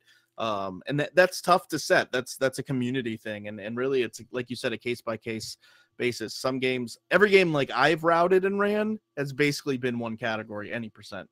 But even the games that I've ran like that could possibly have other categories, it'd be very limited. But when you have these complicated games and complicated amount of tricks and different things you could take in or leave, you really just have to have the community together to kind of make those decisions. And it's not easy. I don't know. Yeah, this is always going to be a tough question because it's based on everyone's preferences. It depends on the game. Sometimes you just know it when you see it. Sometimes you see a game, it's like, this has too many categories. Super Mario World used to be that way, and then it sort of pared it down and put all of the nonsense on a sideboard, and just sort of narrowed it down to the categories that actually make sense and are interesting. And Super Mario World is another great example of a game that really a lot of different categories make sense. It makes sense to play it a lot of different ways, but you know it when you see it, a good category versus a nonsense category. Well, like a good example of this historically was Link's Awakening was like broken by this out of bounds glitch thing, the super jump, which I mean severely cut down a ton of time in the game, like 15-20 minutes or something. And so like at some point they had like categories that like allowed save and quit and ones that didn't. They had Japanese and English. They had the super jump, and then they had something called legacy, which is basically like, well, everybody put all this time into the old route, and now we have this new game breaking glitch. So that's, you know, we need to separate that. And categories. And it got to a point where it was just like, nobody, you know, it was in disarray for a while. They did come together as a community and make some different decisions and rules and organize it in a way that now it's a little bit more clear. I think the other thing, category names are important too. Like when you have, that's the thing, like with Link's Awakening, when they've got like the Conswoob W, like it's like 47 letters long to explain what the name is. Like if you can't tell me what the name of your category is, like you just need to figure something. We need to figure something out. Yeah, no wrong warp, save and quit, out of bounds, and it just becomes like this super long. Like if you actually expand what the real name is for A Link to the Past, no major glitches, it's like no YBA, no no EG, no OOB, no SMQ. Yeah, but they don't do that. That's no, they just like, write NMG. Yeah. Which is something that other people complain about. People complain about, well, no major glitches doesn't make sense. Like, what's a major glitch? And it's like, well, we're just trying to spare you from having to write the whole thing.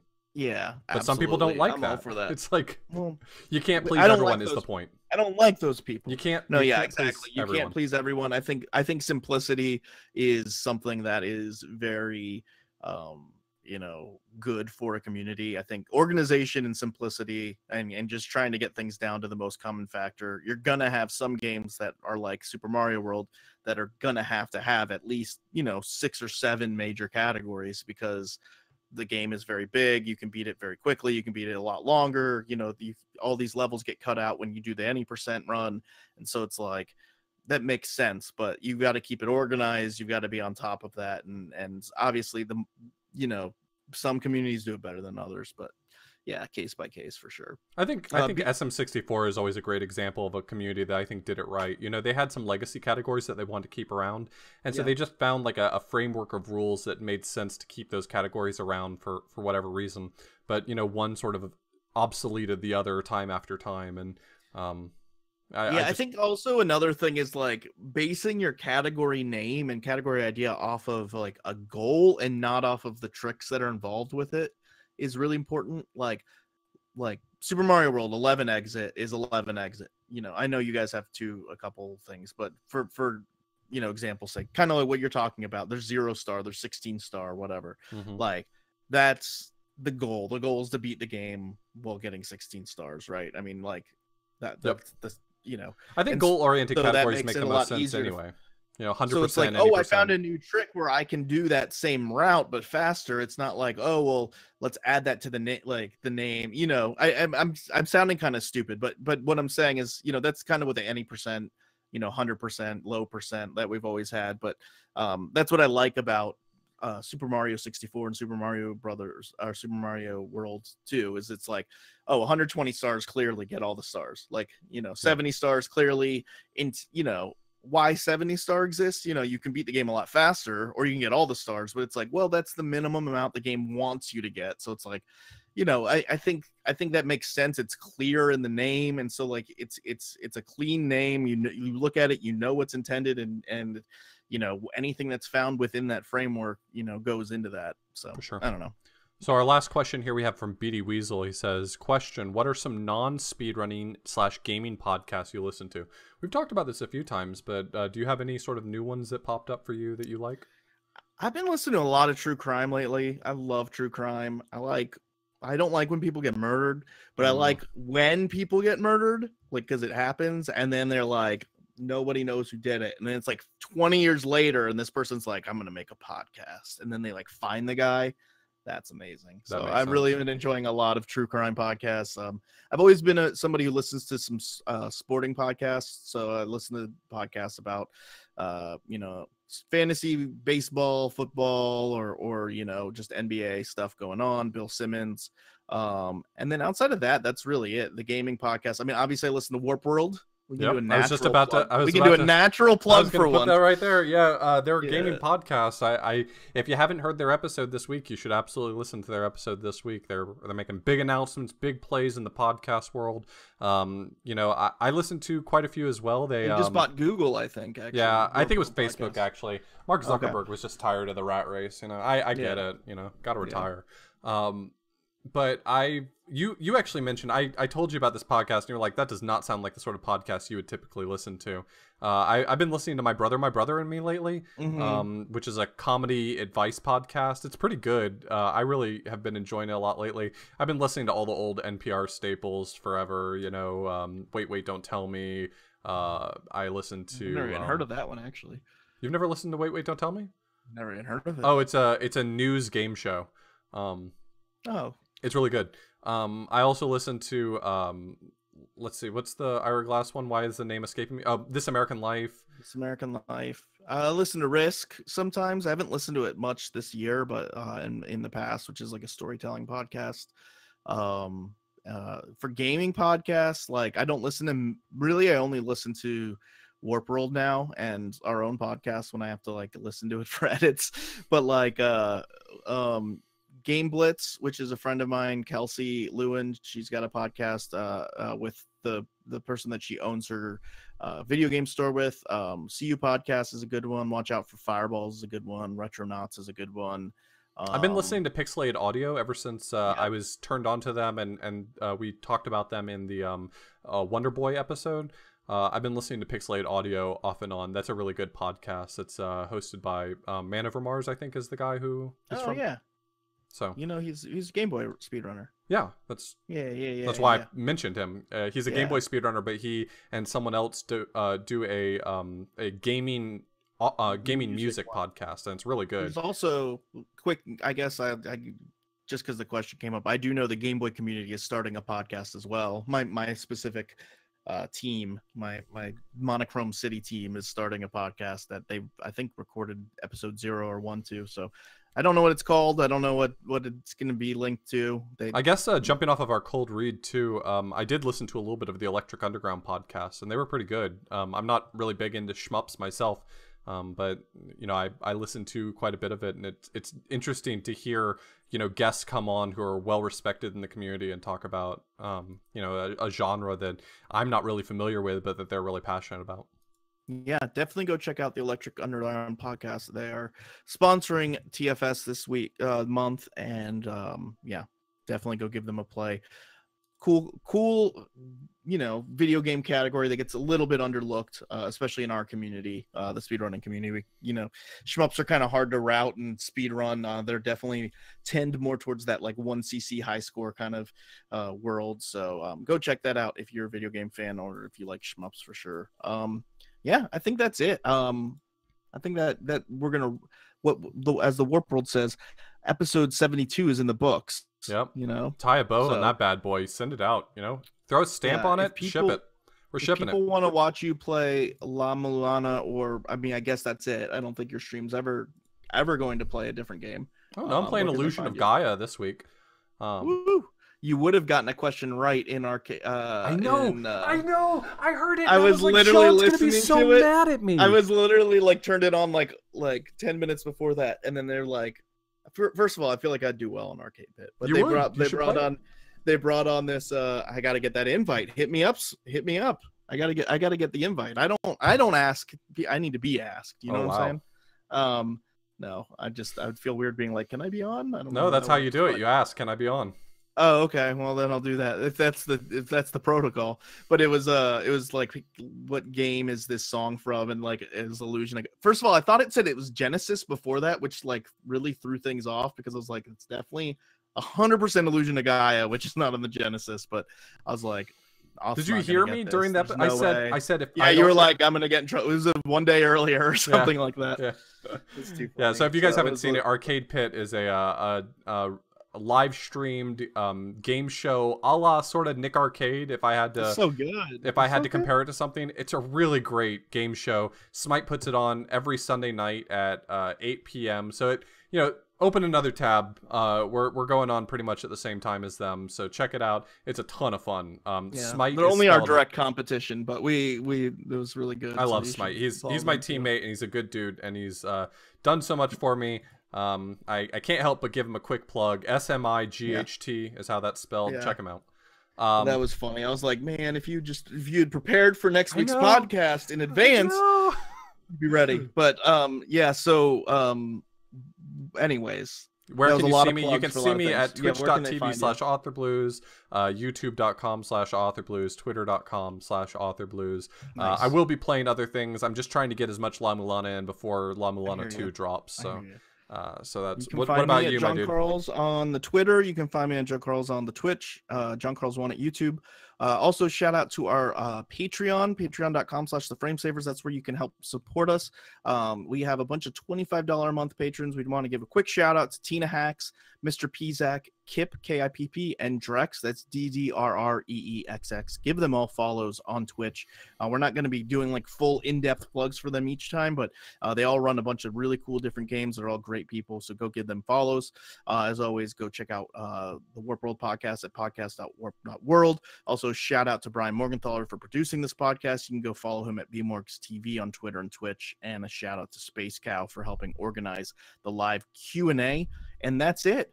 That's the episode. Yeah, we got all of our links up. It's over. John can't complain at me anymore that I don't have all the links up on the website anymore. If you go to theframesavers.com, you can find us everywhere. You can find our Zynga, our live journal. You can find our LinkedIn profile. My chat roulette. Yeah, definitely. Connect with us. Connect with us and let us know. But you can find all of our links there now. So if you've been listening to the podcast and you're thinking, man, really wish I could find their Twitch account, you can find it on our website now, theframesavers.com. Absolutely. We got that going on. Thank you all so much for listening. Thank you for the live Q&A. Thank you for all of the people who subbed during this particular stream. It was a number of them. Thanks to Drex, who we just shouted out for a lot of gift subs out there. And we will be probably streaming next Saturday. We'll post on our Twitter. It'll be a little different than our normal schedule because of some travel plans. So check our the Discord or the Twitter for the next live episode. We'll keep you posted. But that's it, and we'll see you later. Take it easy.